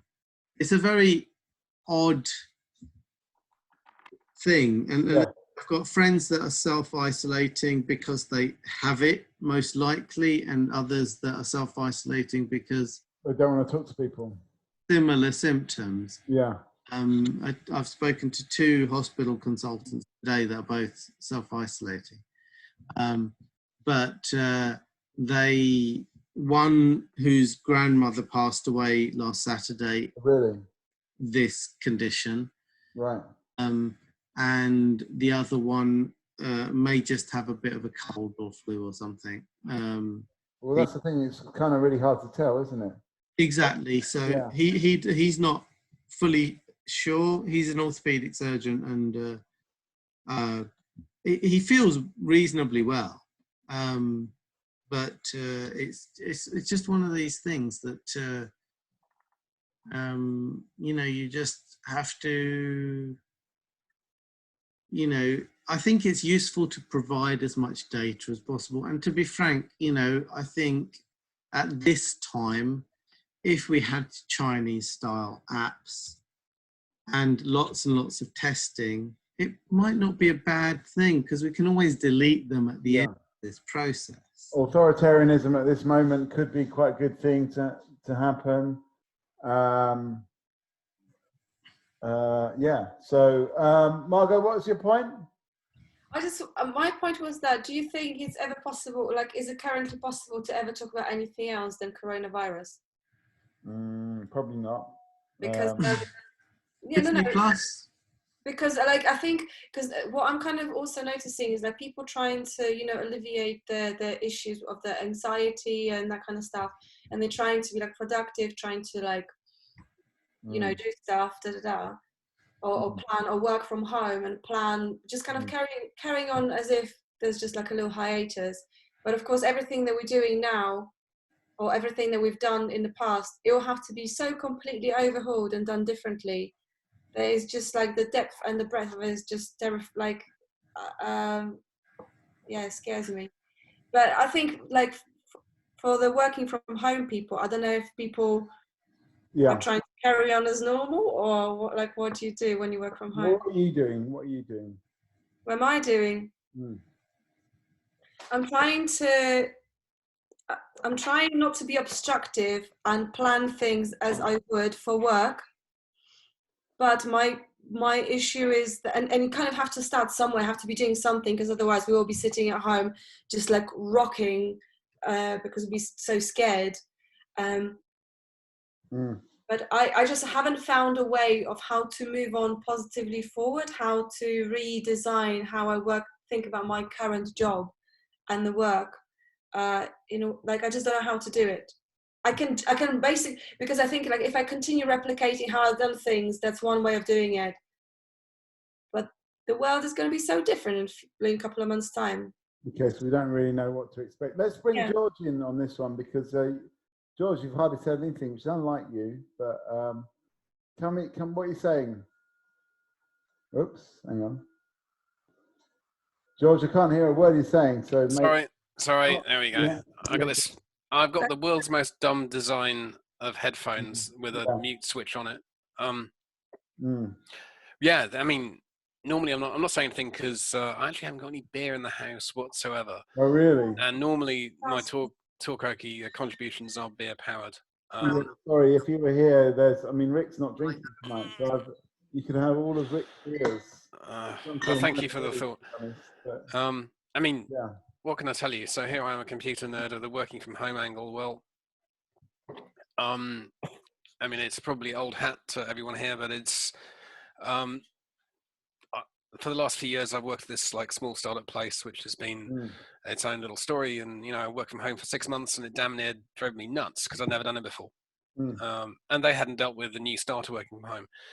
So now, I mean, literally a couple of weeks ago when I kind of left London, it was a Friday night, and Bishopsgate, there were just people carrying 27-inch monitors around on Friday night. It looked like they were looting because they were getting ready to work from home, so their work had just given them this, take the spare monitor, go home. But you never see that. So I don't know. I guess what I'm saying by that is that people have obviously had to adapt very quickly. to this stuff. And you know, there's various companies that I've dealt with in the past. They would never dream of having work from home because they are very security minded. Yeah.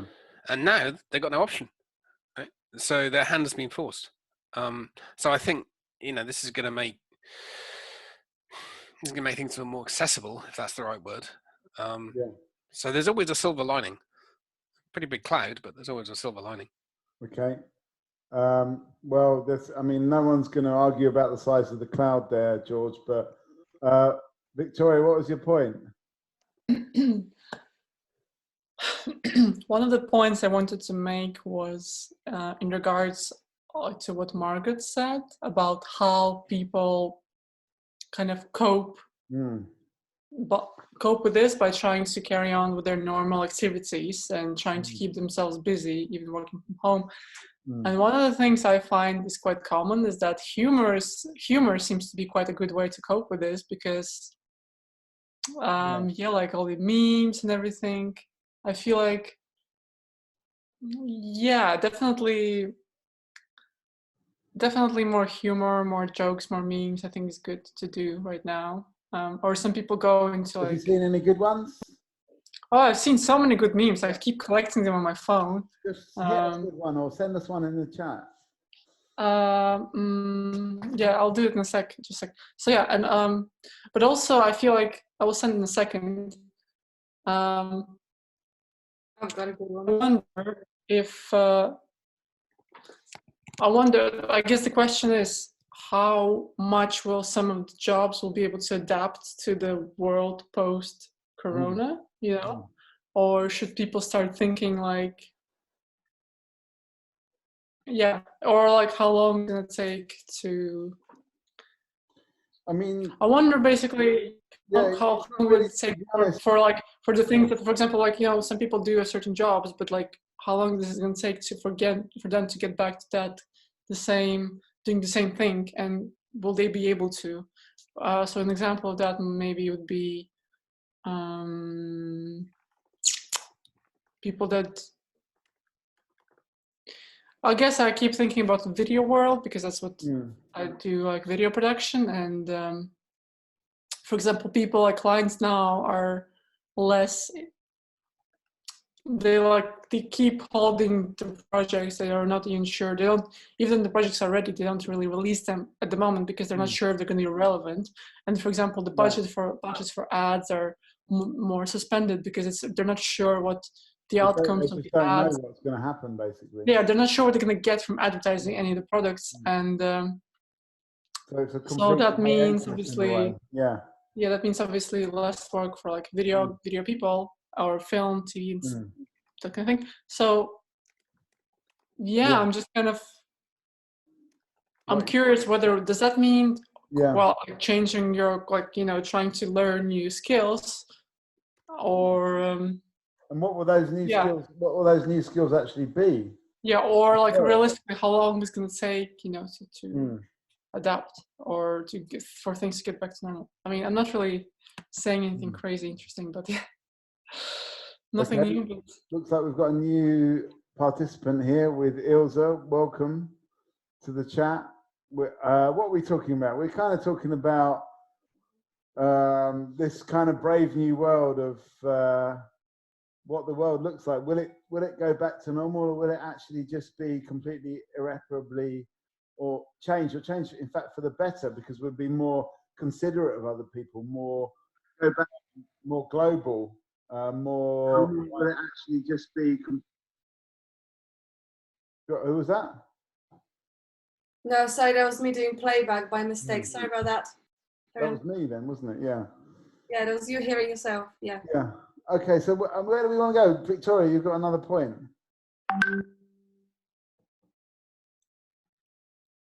Victoria?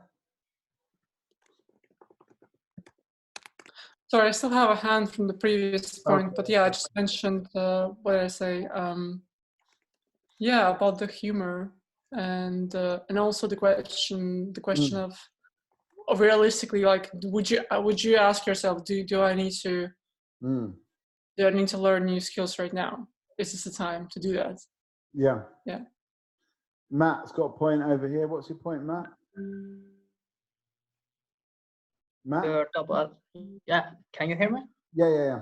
Okay. Have you heard about COVID? About what? COVID. No. COVIDiots. Yeah. I have actually, to be honest, I've heard about the COVIDiot. Yeah. But tell us. Yeah, it's person who wants to go out when the virus around, so he wants to go to spread it, the person. So it's kind of like the people like buying the toilet paper or And fighting. Yeah. Or going to the park and chatting to everybody else. We've got For- some coming through on the chat channel as well of some of this like COVID humor, the COVIDiocy, let's call it. I think my favorite one is the alternative ways of greeting, because I think that is just such a memeful material. Can't even say it. Okay, well, maybe we won't put that live on the Facebook Live, just in case there's children watching. But we certainly, it's there in the chat channel, I believe, from you, Margot. Yeah. So, I mean, how important is humor, and what are we going to, what does that really mean, the humor of this? Can we actually combat this whole situation with a little bit of humor? And what are the jokes?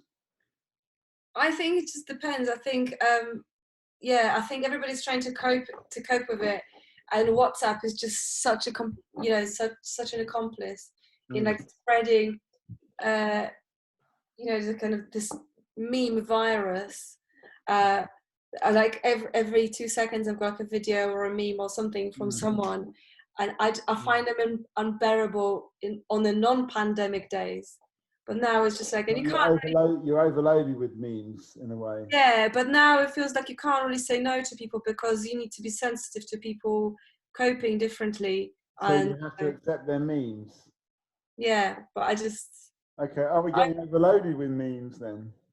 Sorry? Are we getting overloaded with memes? Definitely, I'm getting overloaded.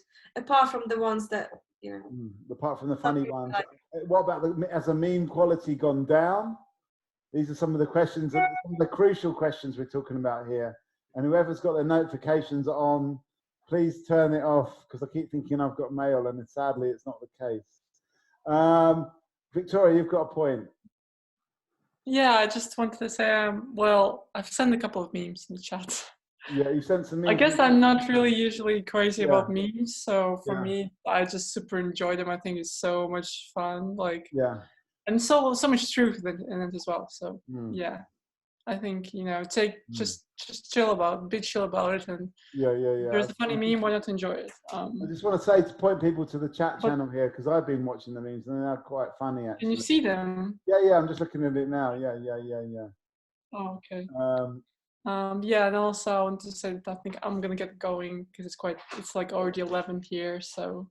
Okay, so just remind us where you're calling from. I'm calling from Latvia. How is it there, Victoria? Just before you go. Yeah, before you go, give us a report from Latvia. I mean, there's no like strict rules still. Like, I mean, people still, obviously they are closing shops and on the weekends, and you cannot there's no gatherings of more than 50 people. But there definitely have like the waves of, the people are being let go from work and that kind of thing, and so it's kind of being affected a lot at the moment. But I think they also. I'm still waiting for the government to announce that they will. I mean, do you think what's happening in London? Stricter measures. Is what's happening in London going to inevitably happen in Riga too? Well, hopefully not. Hopefully not, because I mean, people do still keep the distance, I think. But it's still, of course, there are going to be people that don't take it too seriously. But I don't think, though. Yes, people do buy toilet paper and like buckwheat and stuff, but I still feel like it's not too crazy with the food here, because I'm like we're still able to, because when I arrived I'm like still self-isolating second week. Yeah. And I was still able to order food online a couple of times. Right. So Okay. So like it's not from too the bad. shop, do like a shop delivery normal. So it's still possible, even though yes, it's quite busy. But I've heard that in London, the delivery from shops got broken or something. It's like like the next delivery is like in 3 weeks or something. So yeah, I mean that's what I've been hearing. That it's kind of like if you know, it's a bit like the old jokes we used to do about the Soviet Union when they said your new larder's coming in 10 years' time, and then the person says, "Is it coming in the morning or the afternoon?" And they say, "Oh, it's in 10 years' time. What does it matter?" And they say, "Well, the plumber's coming in the morning." But have we gone in that direction here with our deliveries? That it's kind of, we've got this very, very long wait now. Anyway, yeah. Thank you, Victoria, for getting involved. We're losing. Oh, we've lost another Latvian as well. I was just about to just do a Latvian switch, but now we've lost the second Latvian, which is a shame. That's all right. But so maybe you have to stay online a bit longer. What? Yeah, because we had a replacement Latvian in Ilza, but she's gone again. Oh, please. Yeah. Anyway, yeah. I think who's gonna be your replacement then? Who's my replacement? That's a very good point, because actually I'm gonna. I don't know if you can believe this, but in fact I've been holding tight on my own opinions. Huh? I've been not saying what I think because I've been facilitating, but I do think it's the whole point of the Talkaoke Tommy Flowers session is that we have a switch of facilitators. So it may well be now the time to switch facilitators, because Margot agreed that she was going to be the man in the middle, so to speak. Are you happy to do that, Margot? I'm happy to do that, but then you have to jump on Twitter. Yeah, well, that's okay. I can jump on all. Rick's going to have to show me how to do that. Yeah, that's going to be in 10 years' time. You're going to get it. Yeah, exactly. Yeah. Okay. In the morning or the afternoon is. But you know, maybe we could lose a few tweets just to get you in the middle. I think. That's fine. I'm happy to do it. That means as well that I'm going to have to log out of here. I think and log in. Is that how it's going to work? No, you don't have to. No. I trust the people. Can you do the mute control though? Because I have really been muting people when they've been going on a little bit. Do you know what I mean? No. I think I trust the participants. I mean, George, unawarely, he's giving a little smirk there, but I trust. Yeah. I was fully aware. He was fully aware. He totally got it. So just we've got this beautiful picture of Juliet. And see you later, Victoria. So do you have a final thought you want to leave us with? I'm switching. Yeah, I hope that people feel good, and that I hope that people. Oh, I guess my final thought is just hope that people feel good and everything works out for them in the best possible scenario. Yeah. Okay, good luck, everybody. But I mean, we will be back. This is not the last time. This is the first time, everybody. So we will be back. This is just the beginning. Okay. So, you know, hang on in there. This could be a long one. Do you know what I mean? So hang on in there, everybody. And we're going to improve this technology as well, because this is our first little dabble in this. So, you know, please as well be patient with some of the glitches or whatever that we have. But I'm going to hand it over to Margot to be the main facilitator. I'm going to get myself on Twitter. I've got my other laptop now, and I'm even going to just log on as two different people in a very weird way and just confuse the fuck out of Zoom. Thank you, Mikey, for talking us through all the different steps of what we do. I'm going to use this nail varnish remover as a microphone. That's what I'm going to do. But is anyone else finding being on the phone quite tiring? Because I feel like we're just explaining every movement and every bit of what we're doing. So we can talk about that. We can talk about something completely different. Maybe somebody can send us some memes that they've recently discovered. Rupert, I feel like you're on some kind of a trek. I'm not quite sure what's happening. What's the latest from you? Where are you? What's happening? Oh, I think it's dinner time for me, so I've been a bit distracted. But are you cooking or are you consuming? I'm cooking. I'm cooking some pizza, some salad, and yeah. So, what would be a good? What could be my final mention? Could be anything. Could be your favorite kind of austerity recipe, or lockdown recipe. Actually, yeah. The other day I was trying to make some bolognese sauce, a big batch, a huge vat of it, and didn't have any minced beef, so I put lentils in it. But I didn't realize how much lentils expand, so it turned into more of like a lentil slop, but it was really, really good. So yeah, lentils and tomato sauce with lots of onions and herbs. Pad out quite long, so it's effective. And it's veggie. So you're kind of discovering the new kind of the quality of lentil, what it actually does if you soak it properly as opposed to get it from the tin. Yeah, I've never needed to use lentils before, so it was just some leftover stuff from maybe a housemate that was scapering off, so made use of that. It was quite nice. And, okay, and do you think that's something they're going to continue experimenting with? Do you think you may be having other kind of recipe tryouts? Anything you can recommend? Because yeah. Have you made into a participatory experience? Okay, let's go hand up. Wow, I forgot about this function. Sorry, Rupert, carry on. No, actually, I need some ideas that's like a non-tomato based mass cooks, because I'm not creative enough to think of something that you can cook on mass that's not tomato based. Right, Rupert, if you hold a line or hold a video for one moment, maybe we've got some answers to you. Kane, can you unmute yourself and stop poking the screen? That achieves nothing here.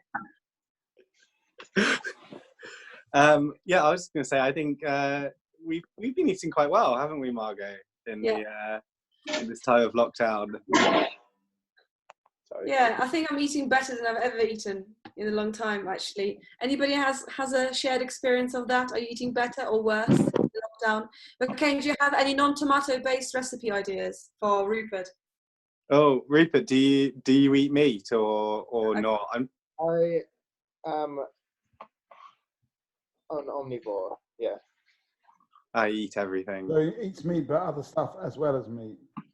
I mean, we haven't made this yet, Margot, but I think we haven't yet kicked out a chicken soup, because bizarre, classic matzo ball chicken soup, using, a leftover chicken carcass from a roast. But normally you pull that one out when you're feeling a bit rubbish and ill. But weirdly, the self-isolation thing means that I feel kind of healthier than I've ever felt. Obviously I'm not actually picking up anything from anyone. Oh, you think? I think. Oh no. Margot, are there any dishes that ribollita dish is good, but that has tomato in it? Everything I make has tomato in it. I'm really struggling to think of anything that I've made that doesn't have tomato in it. Well, why don't you have a think about some suggestions, because you're quite a good cook, and I'm going to come to Agbel because I've got a feeling you may have some really great non-tomato based ideas. And Rupert, we are happy to provide you a soundtrack whilst you're eating, so don't worry about that. Agbel. I was going to say that to be honest, I don't eat much when I'm stressed, and I've lost quite a bit of weight. So I've been trying to eat more the last few days. But for Sunday, I'm planning for lunch probably a duck confit. 5 days. But I sous vide it, and it takes like 3 days to sous vide. I don't know what that means. What's sous vide? So it's underwater. I have a sous vide machine. It's in a vacuum. It's a vacuum seal the duck thigh, and then you cook it in underwater, and it's heated continually for 36 hours. Very nice. Tastes great. It's a bloody long process, and your kitchen's... You can't complain you don't have time to go through with it. But I actually wanted to pick up on... I don't have to do anything. Once it's in there, you just leave it. You don't touch it for 36 hours. No, but I wanted to ask, you know how this is like the global kind of pandemonic or pandemonium, as my mind keeps wanting me to say. And you know how there are like these like cultural remedies, or like, oh, there's a recipe for this chicken soup. And I kind of wonder if there's like some kind of, you know, a traditional superfood that can just sort out this virus, because surely it can be combated, and sometimes solutions come from all sorts of places. So how about chicken soup? Anything that you think that would be like super powerful to destroy this virus? Genuine question. No. Is chicken soup the answer? What's that, Mikey? Is chicken soup the answer to the I'm whole... pretty sure it is the answer, yeah. Is it the chicken and soup question? I was thinking though, you know, a non-meat option is some classic Jewish potato latkes. Do you mean the Polish placki ziemniaczane? Is that what you're referring to? Oh, an armpit. We just got an armpit. An armpit? What do you mean? An armpit just came up on my screen. Don't know what that means. Like literally, somebody's armpit. I saw Rupert's armpit. Armpit? Yeah, it's just sort of, there you go. See. Can you see So that? okay, so I like what you're saying, Akbar, that maybe like in a stress situation, you don't strike me as a guy who kind of stresses much, but you're saying that actually in a stressful situation, you don't eat so much. But I mean, are there any kind of like beauty regimes that people are putting themselves through, or maybe they're growing their hair out or whatever? I've shaved my beard. Yeah, why? The looks or something new? I started wearing a mask, and it's not very used. Are you wearing it now? Not right now. At work. Sorry, just a joke there. It's more of it's a better seal without a beard. Mm-hmm.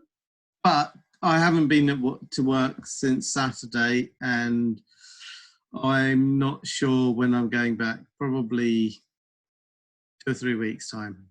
I'll have to see. Okay, then are there any kind of like beauty regimes that you would like to put yourself through? Because for instance, you didn't know this, but I did my nails while sitting here. I hardly ever have time to do it. So that's what I took up. Oh, I haven't done mine. You haven't done yours. Maybe this is time to do it. Hello, we've got a new face, Eleonora. Hello, Eleonora, welcome. Can you unmute yourself? If you go to the bottom panel on your screen. It's okay. Hi. How are Welcome. Well, do you know what? As I'm facilitating this, I realize how easy my job is right now, because everybody's name is on their screen. So, Eleonora, just especially for you, I'm going to run through everybody's names. How about that? I can read them. Okay, Mikey, I don't actually have to. Now, who's that? Eleonora, welcome. Go on. No, it's okay. I was just cooking and clapping the NHS stuff. Right. I didn't listen to Boris yet tonight. Yeah. Did he say something nice? No, I don't know. Has anybody been up to date with Boris? You can have a think about it. But Eleonora, you'd be pleased to know that we were also clapping, and we were discussing recipes. And actually, the person who asked the question is no longer here. But maybe you have any ideas for some kind of lockdown, non-tomato based recipes. I'm making like tagliatelle with mushrooms right now. All right. It's simple. I mean, just like organic mushrooms, garlic, oil, mushrooms, then maybe, I don't know, just some herbs, but not much, very little. And then some butter when I put tagliatelle. But tagliatelle have to be really good. And you have to save a little bit of cooking water aside. Yeah. So then you can mix it up when you're, mixing like this the vegetables and the pasta. And then I think I bought a huge, because now it's really interesting with this thing. Suddenly, like today, for the first time, I lived in this flat for 4 years, and the people in front of me, they said hi. It was Oh, the first right. time, just after, you know, after the clapping. But I suppose, you know, now everyone is just sitting at home and is like, yeah, you know, they start like, actually, there's somebody there, and yeah, so they did say hi to me. Alivinka, I introduce you. Oh, right. So you've got another person joining you. There's a person behind you. Yeah, she's almost 6 though, and she's done a lot of homeschooling. All right. So, I mean, homeschooling is an interesting one. My sister's doing that with her children, but I wonder whether you can homeschool, and is anybody homeschooling as a grown-up around this table? I'm intrigued by Juliet's picture. I don't think, Juliet, are you even there? I think she's probably in standby, yeah. She's on a standby. It's not coming up as a standby, so I'm just like really intrigued by this technology. But is anybody like taking up any kind of self-improvement stuff? And also, apropos of tagliatelle and pasta, I was shocked. I mean, I don't know, did people find it easy to buy pasta? I have found, because now I joined like a WhatsApp group of like Hassett Road where I live. It's a bit like Naples, like from my living room, you know, you can see actually, like there's a council house in front, and then there's a skip downstairs, and you can see people throwing their rubbish from the first floor and centering the skip. And also from the second floor. So it's, you know, this is in Italy, it's like kind of like a Napolitan speciality. It's not for everyone, but in Hassett Road in London, it's definitely not down in the street. They do it. And so basically I got a wholesale pasta salami. Oh, wow. Yeah, because yeah, I don't know, through this group somebody was shopping like huge, and it was quite, it almost looked like a kind of like drug deal, to be honest. I haven't paid for it. Like I got 50 quid of food, but because we chose not to do cash because of the virus, she told me, okay, yeah, I trust you, you know, some woman I didn't know, and you know, I couldn't even like say, oh, come for a coffee or shake hands. It was like, hi, like, yeah, hello. And she was like, oh, I thought you were a man, because all the conversations, she thought I was a man until I show up. Me and Alice, me and my daughter was like, okay, you're not a man. I was like, maybe no, she was disappointed. sure. I mean, like, but do you guys think that and by the way, we have a new person joining. Actually, it's an old person, and I'm not commenting about on your age there, Amit, by the way. You'll be pleased to know. But we just like discuss, like, are we moving into this kind of like slightly undercover kind of way of living our lives? Like, oh my God, there's a person, you must avoid them. Mike, you've got a point? You're raising two of your hands. Yeah, because raise the being electronic. the former facilitator, I don't actually know how to raise my, now that I'm on the, let's say the outside of the virtual table, I don't know how to do the hand raise thing. Okay, let me just very quickly brief you on how we can signal that we want to make. Do you know, sorry, do you know that you can do it on there's a function in the software to raise your hand? Yeah, exactly what I'm going to explain. So if you hover, like if you see your screen with your face and other people's faces on it, go down to the panel, hover over the panel, and you'll see participants. Double click participants, and then you'll see a separate box with a drop down of everybody's names. And at the bottom of that, you will see raise hand, but also lower hand. So when you finish making a point, you can lower your hand. I think it's because I don't have any sound card on this. It's nothing to do with sound card. Yeah, but it's not letting me do it, honestly. Let me try on this other computer. I'm actually on 3 different computers at the same time and a phone. So maybe because you're the host. Yeah. So Mike, you're going to have to use your actual physical hand. Yeah. Anyway, the point I wanted to make is it's not exactly a new skill, but I have actually been, I know this is rewinding the conversation a little bit, I've been learning handstands again. You want a round of applause for that? That's it. That's all I've got to say, really. I'm going to send you an electronic one. But doing a handstand, I think, is a very useful skill in this day and age, because I think it allows all the fluid to drain from your lungs. It revasculates your head, and I would recommend it to everybody. Start doing handstands. That's the way out of this whole crisis.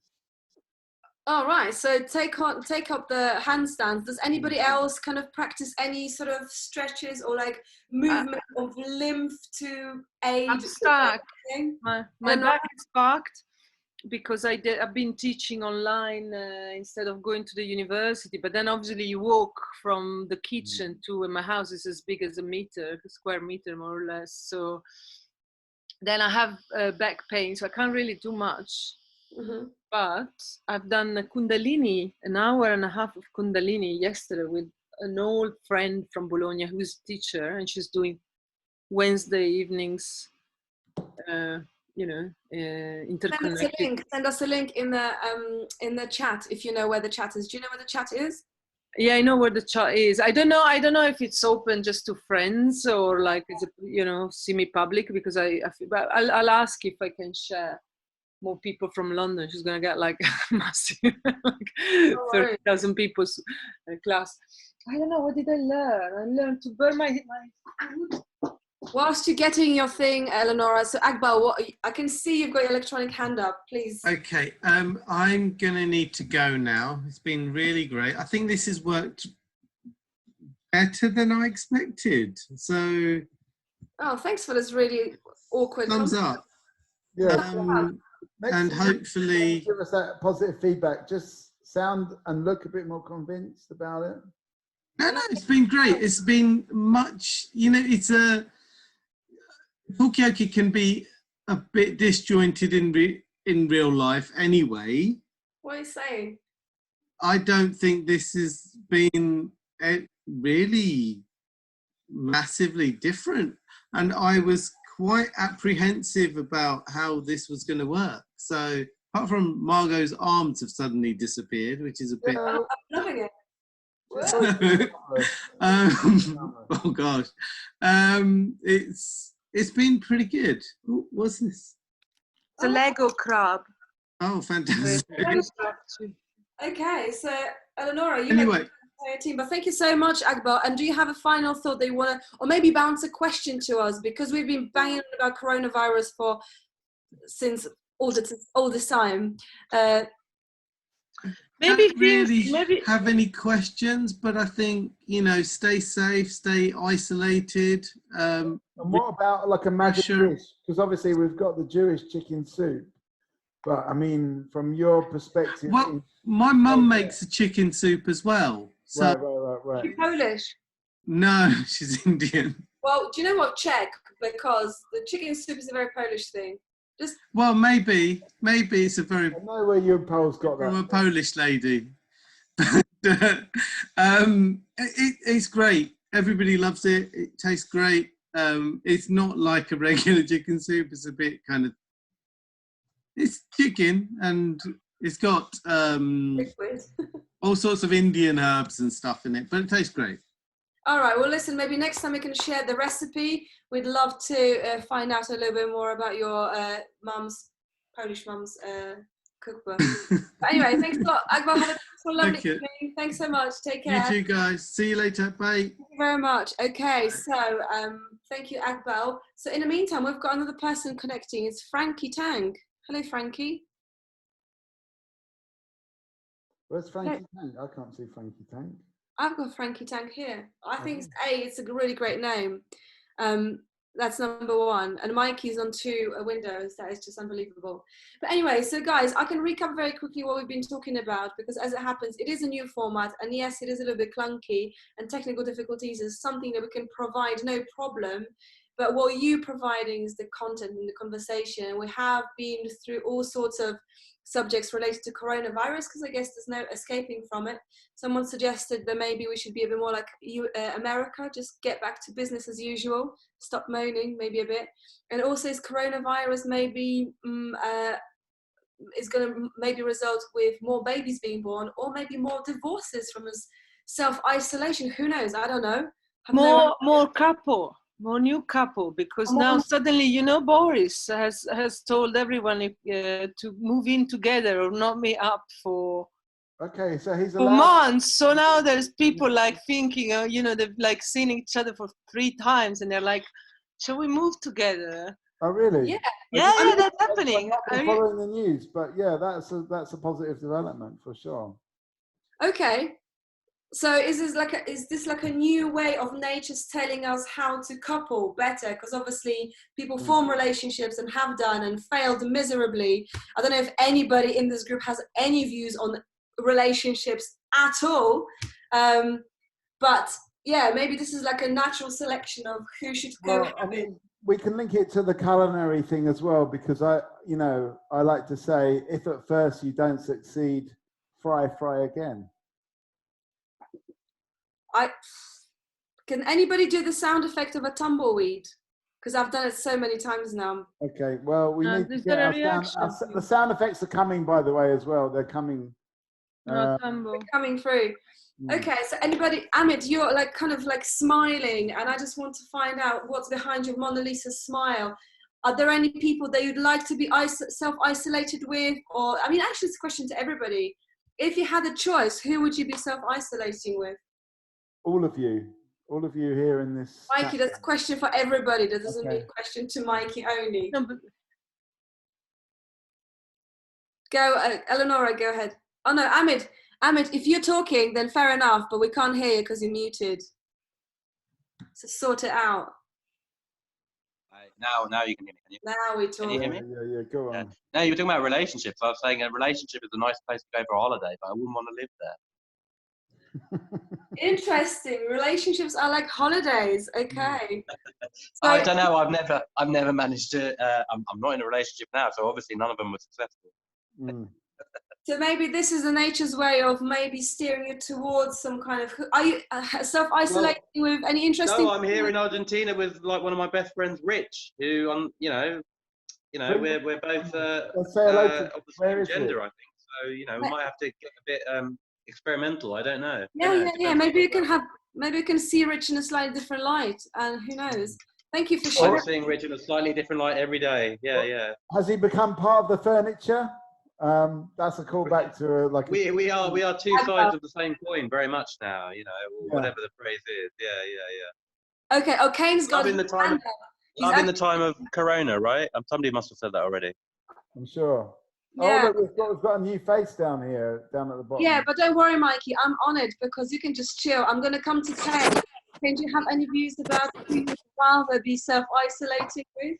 I guess I was just wondering, sort of like tangential to all of that, of just like what happens if you're using a dating app like Bumble or Hinge at the moment? What does that mean? If you haven't even been on a first date yet, does that mean the date has to go virtual, online? Or do you just sort of like throw it all in and move in together? Okay. The loneliness. I'll bounce this question to everybody else, and I'm going to say welcome to Gio James. Great name. Welcome. Do you know how to unmute yourself? Yes. Oh, fantastic. Great. I know how to disappear with a background. Welcome. How do you do those amazing effects? I can't do that. Well, Mikey will share a background of Tommy Flower's pub, which is where we'd normally be based, but obviously tonight we can't because there's a lockdown for anyone who just lived under a rock the past few weeks. Oh, there you go, Gio, you are all over it. But in the meantime, we are talking about self-isolation. Are there any people that you'd like to self-isolate with? Or is it a make or break of a relationship, more divorces, more children as a result of this lockdown? Mikey's raising his hands. I just want to say that to me it puts a lot of pressure. Do you know what I mean? Because suddenly you're like, it is a make or break situation. And it can put a lot of pressure on any new kind of, newly developing kind of like budding relationship. If suddenly it's either, see you later or live together, I think that's quite a lot of pressure. But what about the kind of the online dating, which is something that Kane was talking about, and I can hear him just like tapping away his keyboard. So that's definitely something that we will be talking about later, because I'm just on Hinge at the moment. You've got it on my laptop now. But do you think this is like the death of the online dating, or is it actually like some kind of a new format? There's a raised hand from Kane. Gio can come in at any point, but I'm going to come to Kane for a moment. Oh yeah, I just forgot to put my hand down. All right. What about Frankie Tank? Because we lost Frankie Tank again. Frankie Tank keeps on going in and out. It's more of a hokey-cokey type participant that comes in and out, really. I'm just really excited about Gio's background. It just does something to my head where there's a beach and there's a fridge at the same time, which is like a perfect scenario.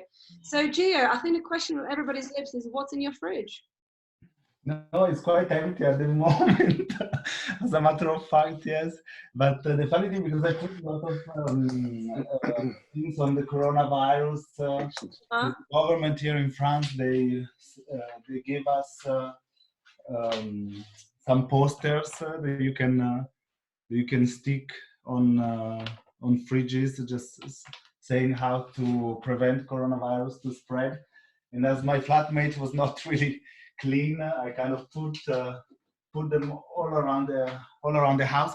But I think the discussion you were having about the having distant relationship, it is an interesting one, especially nowadays in relation to how you meet people and what apps do you use, and also what is digital, because now the boundary between digital and non-digital, they're just merging, I guess, to a certain way.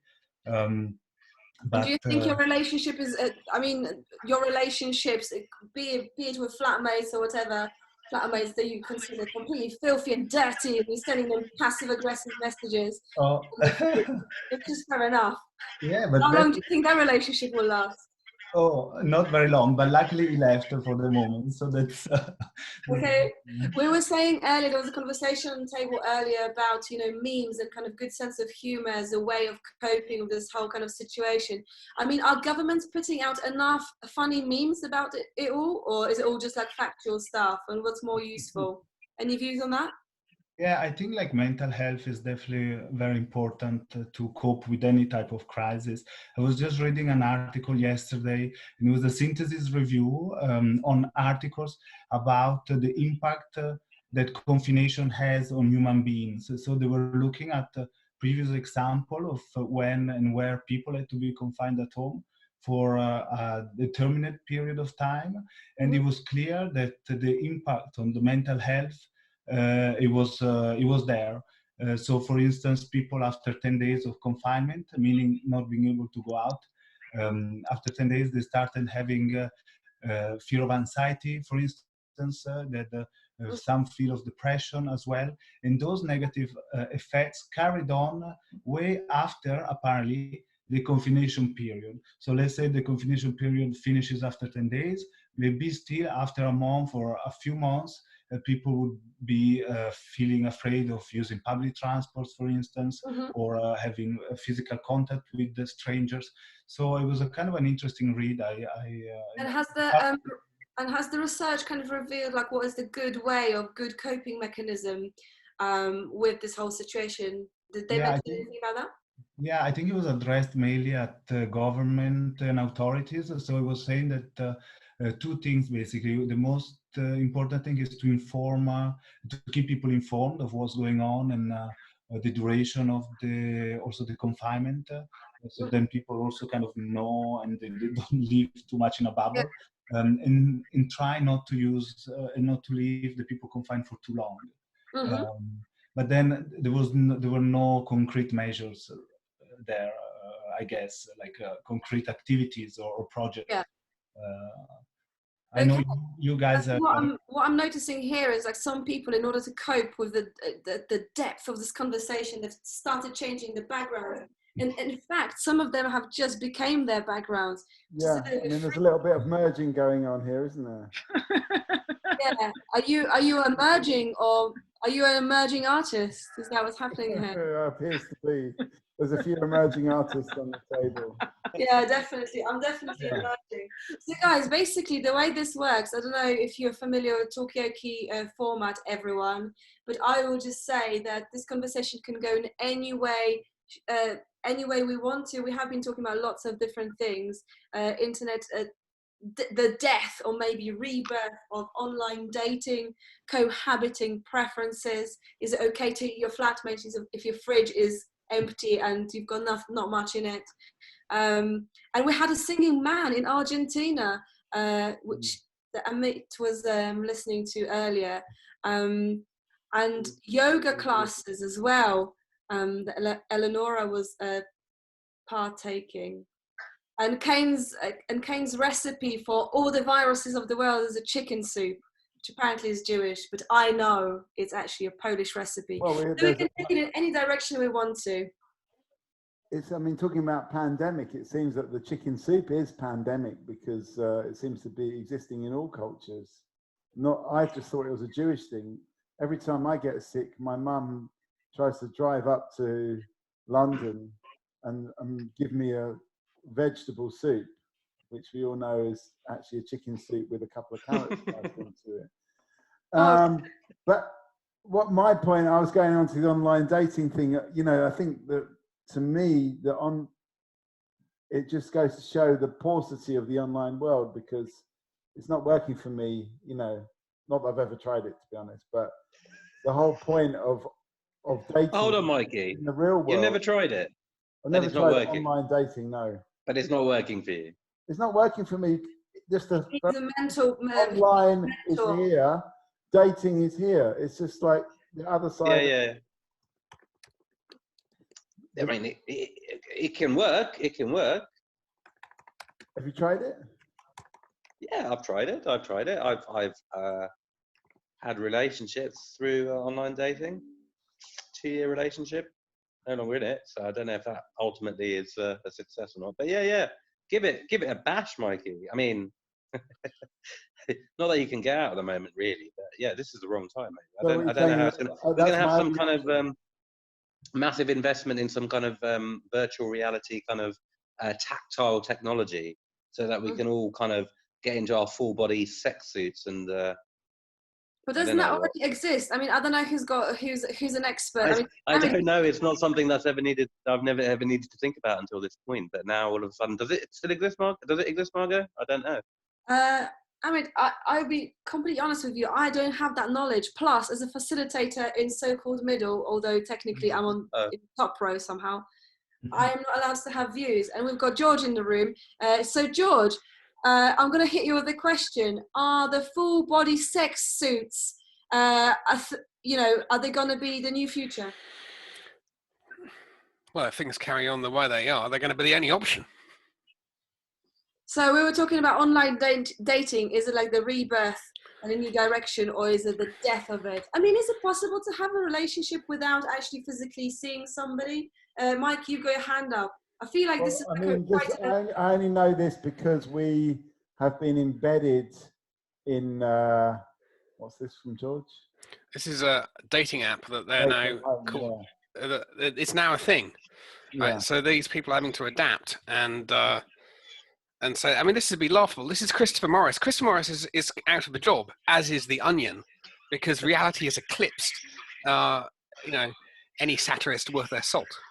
Okay. But yeah, how do you get to second base with that? How do you get to second base? I don't understand. A very good question. Maybe you need to redefine what second base is. Maybe it's like another layer of emotional kind of distance. Oh, blimey. Yeah. I mean, obviously that's what we're striving for, is emotional connection. So yeah, that's all fine. However, striving for emotional second base. Yeah, exactly. But I was just going to say, because Talkaoke was seconded in Ravensbourne University for a couple of years, where we were looking into immersive technologies. One of the technologies that we were investigating was something known as teledildonics. What? Teledildonics. It is a real technology. It's a thing. I'm ashamed to say that I'm not a big hard thing. I'm not surprised. I've heard of it. Yeah. I mean, I've already heard of it. Okay, so can between the two of you, can you explain to those of us young... Demo it. Yeah, can you make a demo? Because you're both remote sitting somewhere, so if you have it. You In could fact, show that to us because we are all extremely bored at home. So, something a We bit want some more exciting Dildonics. happening on the screen, you know. A young man got more than he bargained for on Thursday night. Yes. I mean, do you think you do with technology? You make a little demo, you know. Well, it's not something we can just knock up, just, you know, with a cucumber and a pump. But I think that's something we're going to have to deal with, though. Sorry, that didn't quite work. Sorry about that. But do you think, I mean, we are all here talking about this emotional connection. We're here on this Talkaoke. Has Talkaoke ever developed or could it? Does it have a potential of developing as a matchmaking tool? Anybody's got any views on that? Well, you can raise your hand physically or electronically. And Mike, there have been people who've met during the Talkaoke table. Yeah, I mean, what I'm going to do is throw it into the chat, throw some links into the chat. But actually, we've been very successful. Well, it depends what you mean by successful, I suppose. But we have had a number of Talkaoke weddings, marriages, long-term relationships. A lot of people have met on Talkaoke. And in certain cases, it's actually lasted even to this day. So I'm going to throw some links to that into the chat, so you can if you don't believe me, you can see. So you're thinking of transforming or reselling the Talkaoke as a dating platform? Agile. Is that so? It works. It does work. It is possible. I'm going to throw a link into the chat now, and so you can look at that, obviously in your own time, not right now, because you know, we need your comments. But how do I do this on the chat? There we go. Whilst you're fumbling with technology, and I hope that's the only thing you're fumbling with right now, because obviously the picture's incomplete. I mean, how would that work? How would that work in an electronic form? Can that work? Talkaoke as a kind of like a matchmaking tool, because oh right, I can see the chat is lighting up. Yeah, I think. I mean, we'll always be together in electric dreams. That's what it is, really, isn't it? You know, like in the end, what we're all wanting is some kind of like spiritual connection, and the sex is just a route through to that, isn't it? All right. Okay, I've lost everyone. I don't know where I am on this. I'm kind of bugged. But you can hear me, can't you? Yeah. We can hear you. That's so strange. Sign in? I don't need to sign in, do I? I don't Sorry, think so, everyone. no. Oh no, maybe I'll just go like this. Hang on. Okay, participants, yes. Oh, Jesus Christ. You won't help us now. No problem. I don't know what you're missing there, Margot. Oh, you've lost the entire screen, man. Yeah. Something just broke. I mean, I can't see you. Maybe if I logged out, you could come, because we're basically logged in the same platform there. So let me log out and see if that works. No, you stay where you are. Sorry, everyone. I did say that technical difficulties is what you can bank on. Hang on. I think we're good here, lads. Yeah. Oh, famous last words. Okay, whilst I sort my life out, oh for crying out loud. What is that? It's not me. All right, Mikey, take over, or maybe someone else. Kane, are you still there? I can literally. I can take. I think I have something to say. Okay, go, Laura. A little bit. I can take this over. No problem. Shall I? I'll start off with a mute all, because I feel like. You want to play something? No, we don't. We want to just keep the conversation going, and we're. I think we're Anyway, where are we going to go with this? Am I back in the middle? Is that what you're saying, Margot? Margot, are you there? Oh yeah, I've muted you. That's right. Okay, yeah, Margot. Yeah, I'm here, but I just need to log back in because I can't see anyone. Okay, well, don't worry. I can carry this on. I can carry the torch. Maybe I can just do what we would call in a physical in a real Talkaoke, maybe do just a go around the table and see where everybody's at. Yeah. Okay. So maybe I can just go, because Kane's at the Golden Gate Bridge. So oh no, we've got a raised hand from Eleonora. So let me just come to you, Eleonora. I was mute. Yeah. I was thinking the quarantine. It was. Okay. Can you hear me? Yeah. No, in terms of like, if the topic is still the same, like in terms of couples and non-couples, I think there's a completely different set of problems. So this, for example, yesterday I was thinking, oh wow, I was feeling quite lucky just because of watching a lot of meme and like viral silly videos online, and then there was this one about this woman wanted to kill her husband. That's when I kind of thought, oh, I'm so happy. I'm actually with my daughter, and I don't have a husband. You know, I'm not necessarily. You know, I was like, oh, such a relief. You know, and actually then, but then I know friends, for example, in Milan, they are in quarantine for like 3-4 weeks now, and I have friends like single, and they are, you know, kind of just not talking to anyone pretty much in real life, and being not having kids, and it's quite intense. Yeah, and then actually when I formulated this thought about the kind of difference between like, just wonder, like, would I hate more being you know, just focusing on my energy on like not standing my husband rather than what would be like the worst. That's actually, I think, when the article from Boris came out and started to get like invitations of like moving into people, and I was like, what the fuck is going on in this country?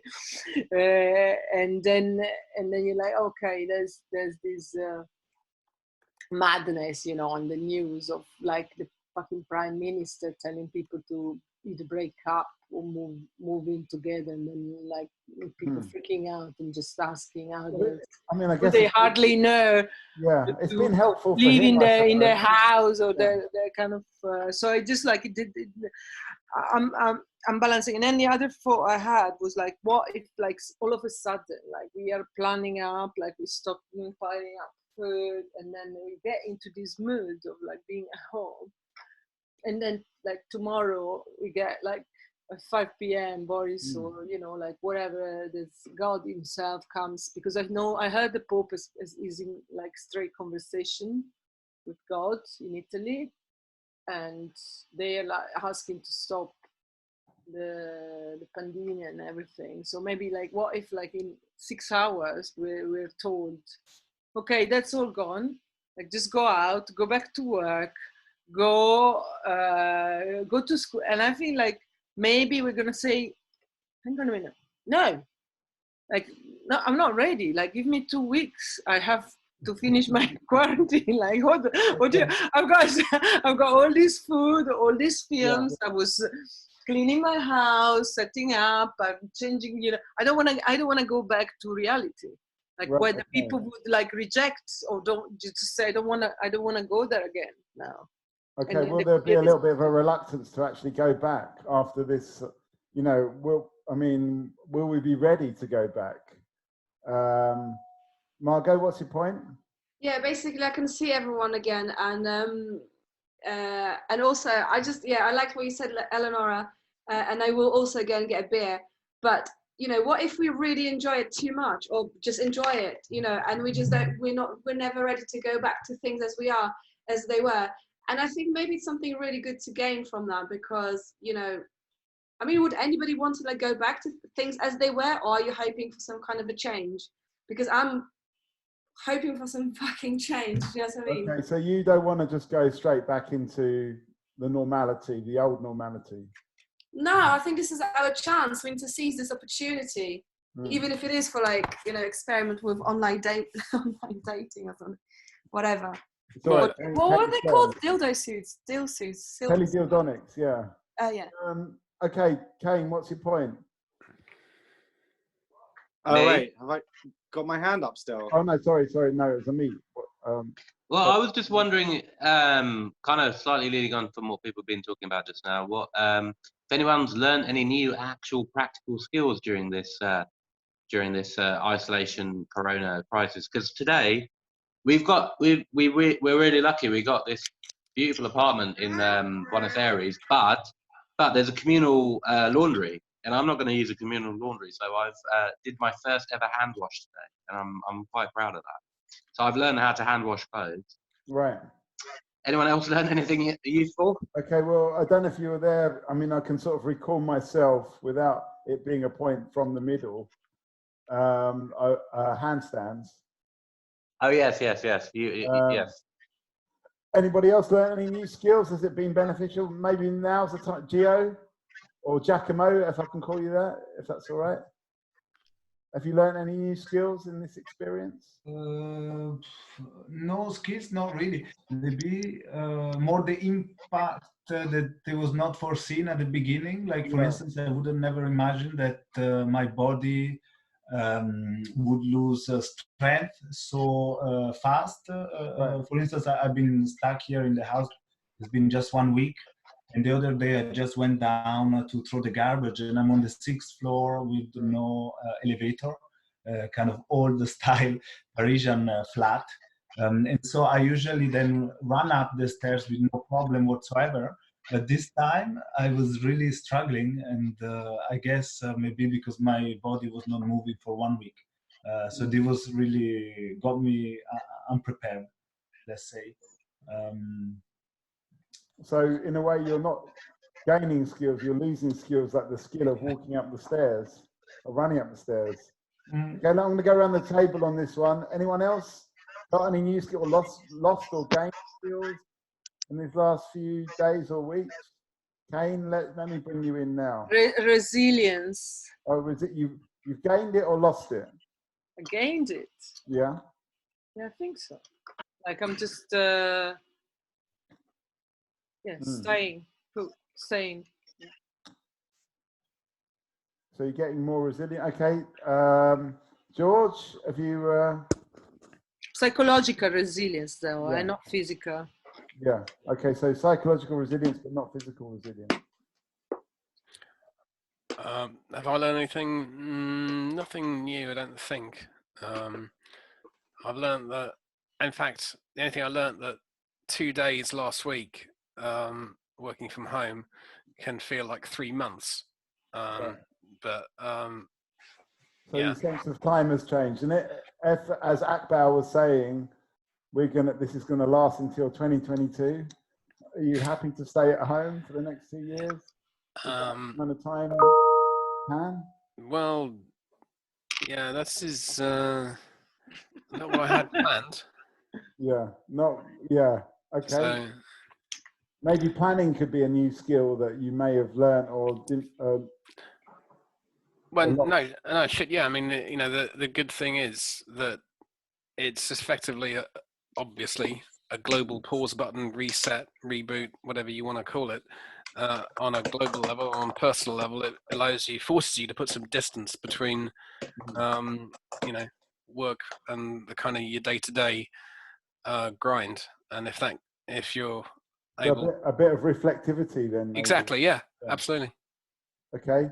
Let me bring Amit into this. What apart from learning to wash your clothes? No. The other thing, well, it's not something I've learned, but I was just thinking, since this whole thing, I've been very nervous. If I feel a little cough in my throat or something, I'm nervous to cough even when I'm on my own. Like if there's no one there. Well, obviously I'm in isolation with I'm with my mate Rich, but you know we're on the balcony here, and you know, so if I feel a little cough or something, it's like I come into the flat to cough, and even when I'm on my own, it's like I try and suppress it. Is anyone else doing that? Okay. Are we just like super sensitive? My morning cough is like, oh shit, no. Yeah. Don't cough, fuck. Well, it's very little coughing today, so we're sort of feeling okay, really. I've hardly heard any coughs. Maybe one cough today. Good. Yeah. I mean, obviously, cough makes me want to cough. So let's maybe have a little cough now. Sorry about that. Kane, have you learned anything? Feels better. Have you learned anything or unlearned anything? I've I mean, basically, because of working and fundraising for the arts, it's been pretty full on because everyone's on the brink. So I feel like I've just been continually working. I've learned how to sit still in the chair for 8 hours. Have you got a numb bum? What? Have you got a numb bum? What number? A numb bum. I've got. Oh yeah. Like a new chat-up line for this generation to have a numb bum. Oh yeah, I'll give you my numb bum. No problem. Anyway. But I've also got really good at Zoom. Yeah, I did a whole day's meeting over Zoom today, which was, your ears go funny at the end of it though. I mean, do you get like sort of like nectar points, but for Zoom? And what can you spend it on? A holiday to the kitchen, maybe. I don't know. Yeah, there doesn't seem to be a clear reward system there. There really should be. Yeah. Okay, we've got lots of ideas actually for Zoom to feed back to the developers, but maybe that's for another session. We're talking about, Margot, you've gone away and you've been lucky enough to get some food. Oh, we've got a new face to the table. We've got Kieran over here. At the moment we're talking about, have you learned anything or gained anything from this crisis or lost any? Giacomo's lost any sort of fitness to go up and down the stairs because he lives on the 6th floor. Amit has learned how to do hand washing, and George... Of course it's hand washing. George has learned a bit of reflexivity, and Kane has learned how to spend 8 hours on his bum, although we've never found out whether it got numb or not. And Eleonora, you learned something, but I've forgotten what it is now. What was it again? What was it? Resilience. Oh yeah, resilience. Resilience. That's Yeah, right. I mean, but I started earlier. I have to say, because I'm from Milan, so I kind of started. I knew what was going to happen, so I've been already almost 2 weeks at home. Yeah. So I'm like, see you So later. You're I'm almost ahead. kind of like a pioneer of quarantine. No, I'm a pro in self-isolation because I like to practice it. I practice it even when there's no virus, because sometimes I just do it. I used to do it a lot. Just go somewhere in a house and lock myself in, loads of stuff to do. Books. And you were saying as well, just to bring Kieran in on this, that you're a little bit worried that it's all going to get cancelled and the quarantine's going to be over and you're still not going to have finished. And I haven't finished the project. But then I feel like a bit shit when I think like that, because there's lots of people dying, and then obviously there's all those like Margot was saying, this good side of like I do think shit, like this word had to stop. Like it had to stop for a moment. Yeah, we have to hit things. Everyone, that's what I say with psychological resilience, is when you just kind of keep jumping from one thing, one meeting, one person, one train, one event to the other, and then there's always this rush. You know what? Like I learned that a lot of things I was looking for were in the house. So now when I need something, I'm like, oh, I don't have the ingredients, and I don't have the parts, or I don't have, because for example, I reordered my kitchen, the electronics labs, and I'm like, no, actually, think twice. You might have it. So maybe the lesson could be like, what you're looking for is already there. Okay, But you're just too quick to look for it, and then you go out, you look outside, and it's there. Okay, Eleanor, let me bring Kieran in, and Margot. We've still not found out what they've gained or what they've lost, what new skills they've gained or new insights. Anything at all, Margot? Well, I mean, like I mentioned earlier, I did gardening for the first time in a long time, and it was quite therapeutic. But I still haven't picked up a book. And some would say, some people I'm sure out there, it's not time to do yoga and read books just yet. And we should act. Okay, well, let's maybe move on to Kieran. Welcome to the conversation. Have you gained anything from this experience, or just? How are your friends, Kieran? Yeah. Mind you. You need to put your microphone on as well, because I don't think you've selected a microphone. So for now, you're just a spectator. Can you hear me? Yeah, I can hear you now. Yeah. Yeah, no, my teddy bear's been in a box and self-isolation for about 2 years, so they're happy to be out actually. Right. And they're like a bit sick of all the conversations, really. I think, like Eleonora says, I haven't really found much change yet.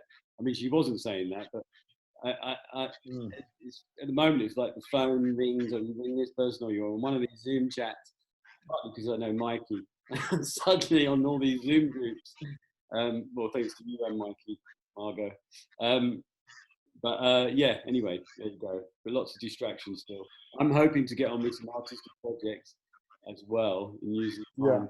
But maybe we need to switch off so you can get on with a bit of artwork. Maybe that's the situation here. Well, not this minute anyway. It's too late. But yeah, anyway, I mean, we're in London, we're only starting our isolation, aren't we? It's only been a few days. I mean, could you make this, one of the questions was, could you make this last another 9 months if you had to?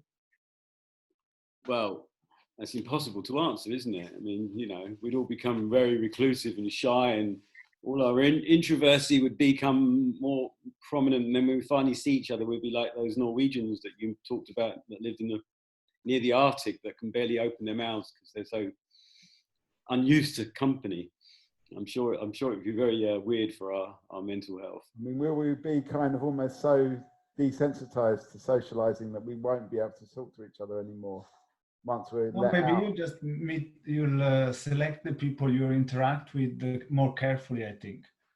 Being further away and not being in contact with everybody at the same time, you can then select the people you really want to be in touch with and then exchange via Zoom or via Skype. That was the personal, let's say, things that I've learned also in relation to what Eleonora said, is that it's true that sometimes we are looking for something thinking that we don't have it, like friendships. You know, we look for new friends all the time, new people.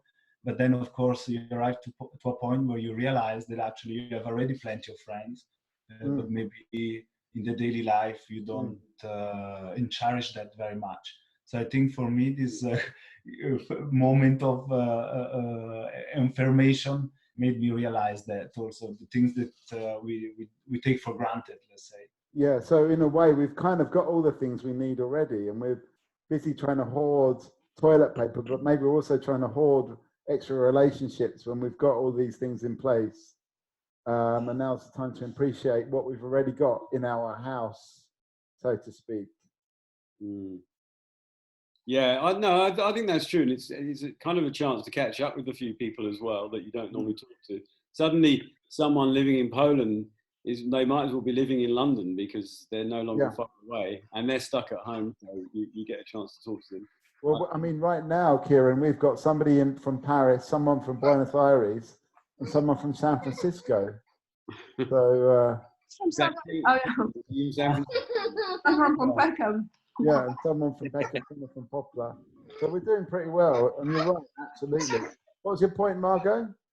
My point was like, I never set out to bring religion into anything, and then I usually do. And I think it's probably because I was brought up Catholic and Polish. Yeah. Which I also never intend to say, and I always do. Yeah.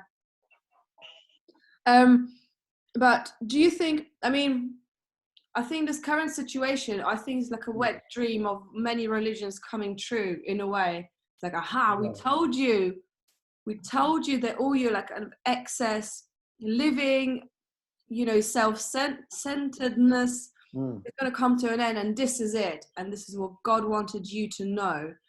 But to be fair, maybe it's because of the media that I follow, but I haven't heard anything from religious leaders going like, yeah, this is what the end of the world looks like. Whereas before, when there were like random dates, like, oh yeah, that's the end of the world date. But I haven't heard it this time round, and I kind of wondered if anybody had any leaks. Is this it? Is this the end or not? What, from a religious perspective, or from a scientific perspective, or from a economic? Either, but mostly religious, because there's this kind of veneer of, you know, we knew the truth all along, and now it's finally is happening. Let me come to religion does that quite easily. Amit, what's your point? Well, yeah, I don't know if this is the rapture, but I was thinking the other day that what with all the climate emergency, all of a sudden kind of coming to everyone's attention, and with this virus, it's like the planet's trying to tell us something. Yeah. I don't know whether it's God. I don't think it's God, but maybe it's some kind of like sort of spiritual thing, but maybe not a God thing. Is it just the planet's going, fuck you guys, what's wrong with you? Okay, so it's a kind of natural, almost like an immune response from the planet. Something like that. Yeah. Okay, Eleonora.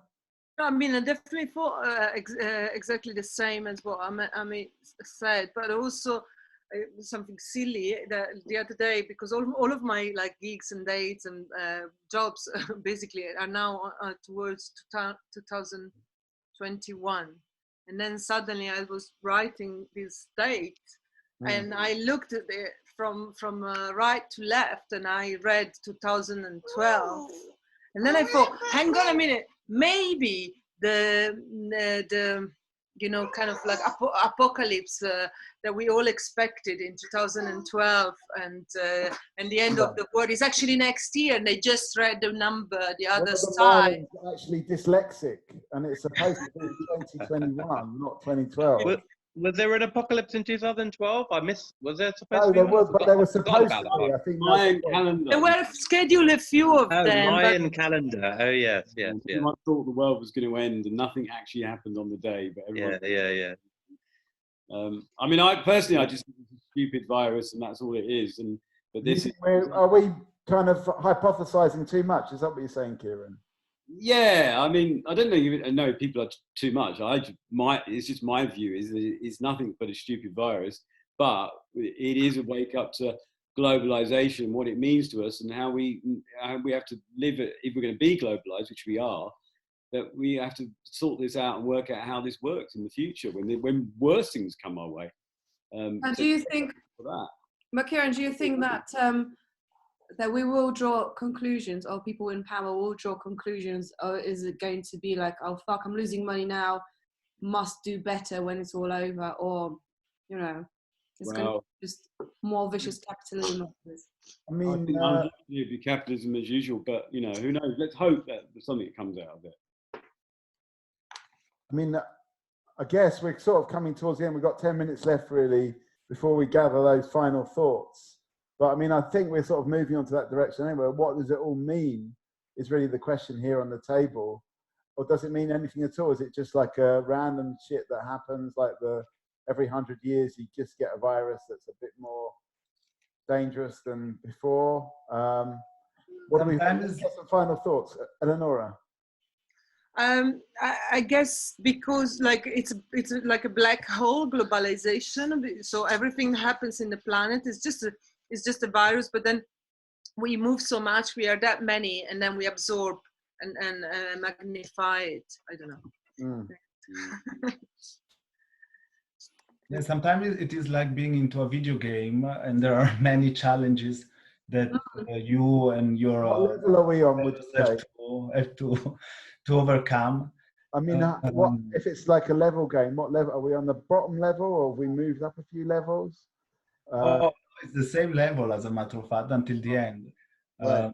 But in that sense, I think looking at it from that perspective, it gives you hope, and also you see it from a point of view of a challenge that has to be overcome.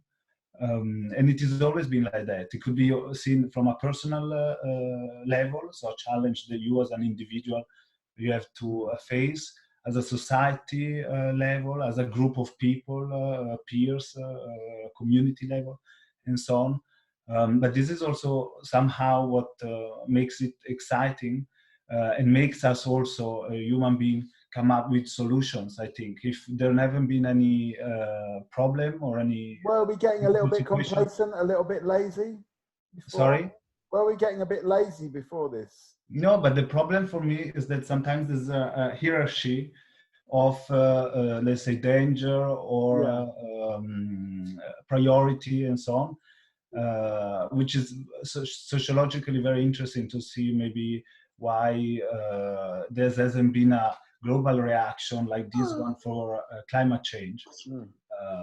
Is also an invisible enemy. Yeah. It could be compared to a virus.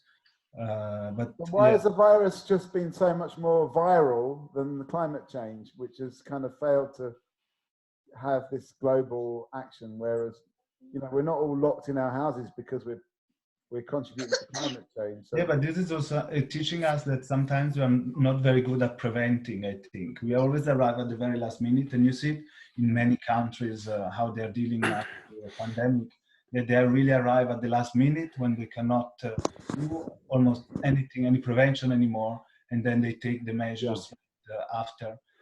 Whereas the fact of preventing something and really building years and years in advance, I think we are not there yet, unfortunately. Not just for the virus and health, but also for climate change mitigation and other issues. So we could have built the resistance into the system a long time ago. Yeah. I'm going to say, George, I'm coming to you in a second, but Amit's actually used the raising hand function. So I'm going to prioritize him for playing. Thank you. Thank you. I put that up before it was final thoughts. So then I thought I'll keep it up just so I can get in there. So yeah, what was my point really? I don't know now. It's well, let me go to George. I'm going to go to George. I've got my point. I've got my point. Yeah, no. The thing about the meaning. What's the meaning behind all this? Well, for me, it's like everything else. We've got to find our own meaning. The meaning for anything is entirely personal, isn't it? It's what you make of it. That for me is the thing with this, like with everything. It's and what do you make of it? What do I make of it? I think, I've lived my life being quite complacent, I think. And I don't feel as complacent as I used to feel. So I'm taking the people I love much less for granted. You know, these are things I was complacent about. So yeah, the other thing I'm thinking is that there have been these kind of, I mean, technically maybe there weren't pandemics, but these things were happening, Ebola, SARS, but it never came to the rich countries. It never came to us. It never came to the West. So I didn't really care about it. It was just something in the news. So I don't know. Do you know what I mean? It's been going on. It just never hit us. It never got to us before, and now it's got to us. It's a huge thing. So it's a bit of a I'm guilty of ignoring it when it was Ebola. You know. Anyway, that's me really. My thought. Yeah, George. Let me come to you. Sorry about the little but go on. What have you got a final thought for us? Yeah, I mean. There's two things, like mainly that humanity hasn't learned that prevention is better than cure. You know, in every walk of life, whether it's any form of like regulation or lawmaking, the regulator or the lawmaking always acts after the fact. They never act beforehand. And I'm reminded of, I wish I could claim this as my own, but I can't. And that is, every disaster movie always begins with a scientist being ignored.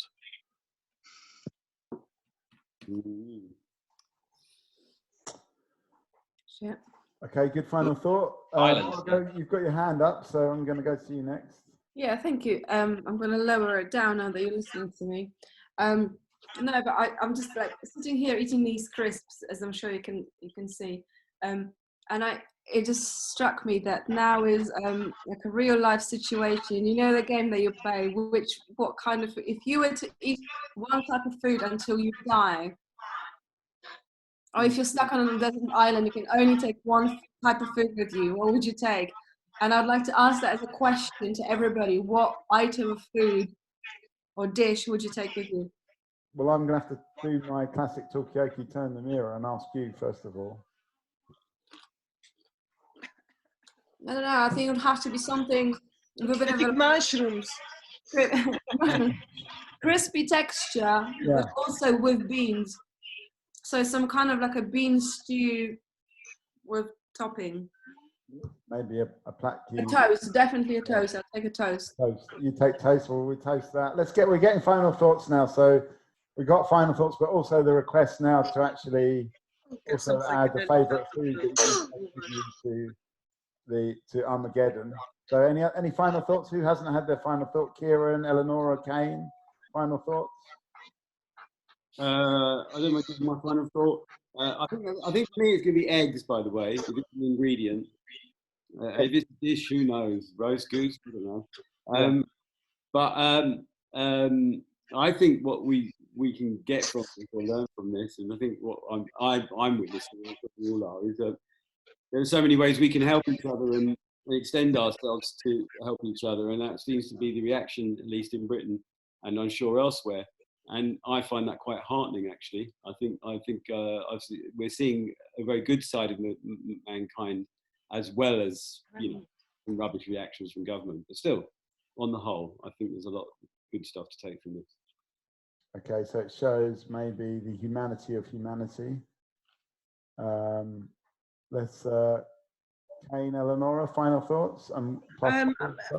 Some kind of like things are like relativity, for example, like a mom, and then the change of the discourse in the general, or I observe maybe more like in Italy, kind of like far right has lost a voice completely, and in England a bit of like hostile environment bullshit has been gone out of the window really quickly. And then all these it's impossible. The climate discourse also has completely changed, because before it was absolutely, it looked absolutely impossible to change anything. Until it was the kind of the life of the planet. But when it becomes like the life of the economics and the people themselves, then it's actually, there is a break somewhere. So this and how relative are things, then suddenly Italians, all these like ports in the Mediterranean, and all these Salvini, they wouldn't let the boats and leave them outside, and then suddenly, like Africa closed the ports, and Italians couldn't enter, or all these like, because it was quite ironic as a change of, completely finishing. And I thought that was obviously, like I say. So you could say this was an interesting thing. Of course, it's very disrespectful to say towards all the people who died. So, but it's something we could at least learn from. I suppose. And within the the tragedy. There is some kind of element of karma to it, isn't there? Kane, final thought? Yeah, just to sort of pull on Eleonora's point, I guess it's quite interesting to see that for the first time, politics to some extent feels like it's gone a little bit out the window, that everyone has a shared issue and a shared goal, even if it is quite a negative one and quite a dark one. Okay, well, we're going to leave it there, and unless there's any final thoughts, it's been one of the silver linings to this cloud. It's been lovely to see you all,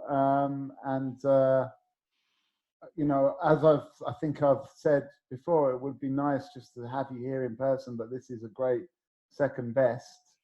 Margot, final thought, and also tell us if you've had anything from any of the social media streams. I think the social media streams are a bit quiet. I think they're all kind of like focused on catching up with their families, but I'm sure they're going to be watching this later. At the moment, let me just check Twitter. No, not for now. But there's been a couple of retweets. But what I wanted to suggest is I wanted to put like an uplifting disco tune, and I do take requests, just for us to kind of do a bit of an exercise. Right. Can I play one? Is that coming from me? Is that, am I supposed No, I can one play. lined up, actually, funnily enough. You what? I've got one lined up, funnily enough. Oh, well, then let's crack on. Which I think is appropriate for this particular discourse, because it's what it's about, it's what the tune's about, but it's uplifting, but also dark. So it kind of works for me. And it's the tune Supernature by Cerrone from 1977. I don't know if you can hear it, actually, if it will go through the, hang on. Try. If you'll be able to hear it, I don't know. Let's have a look. Can you hear that? Yeah. Can everyone hear that? Yeah. Okay, we'll leave it there. Thanks everyone for coming. Thank you. Thank you. I can't hear it anymore. Ah, thanks, guys. That was really good. Thanks, Mikey. Thanks, everyone. See you soon. See you later, guys.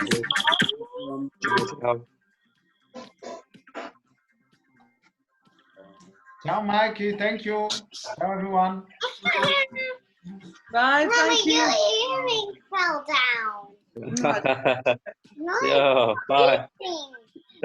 Oh my God, I'm being...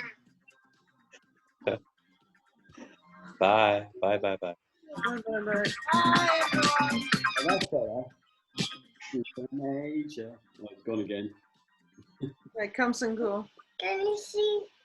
No, I can't see anything. I'm gonna say hi to my friend. I'll just follow her moves. I don't feel like being I don't feel like going, but I'm going to go now. Bye, guys. Bye. Bye, thanks. It was amazing to meet some people, actually. Pleasure. Ali, basta. Okay, Alice, stop. Mama, basta. Ciao. Ciao, basta, mommy. But that's it. That's it.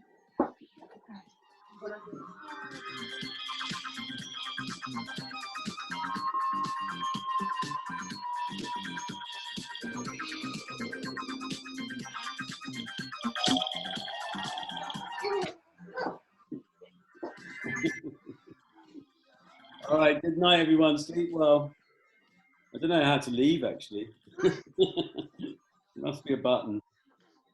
Apparently, Slavoj Žižek wrote a book called Pandemic.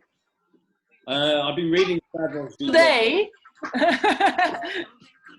I've been reading his thing on this epidemic. It's good. I'll send you the link, Margot. Okay, I still don't know how to get out of here. We'll never get out. No. Kieran, how are you? I'm all right, actually, Margot. I'm good. Yeah. I've just done one of these with a bunch of friends. You know, the kind of people that come for Christmas. You've met them all.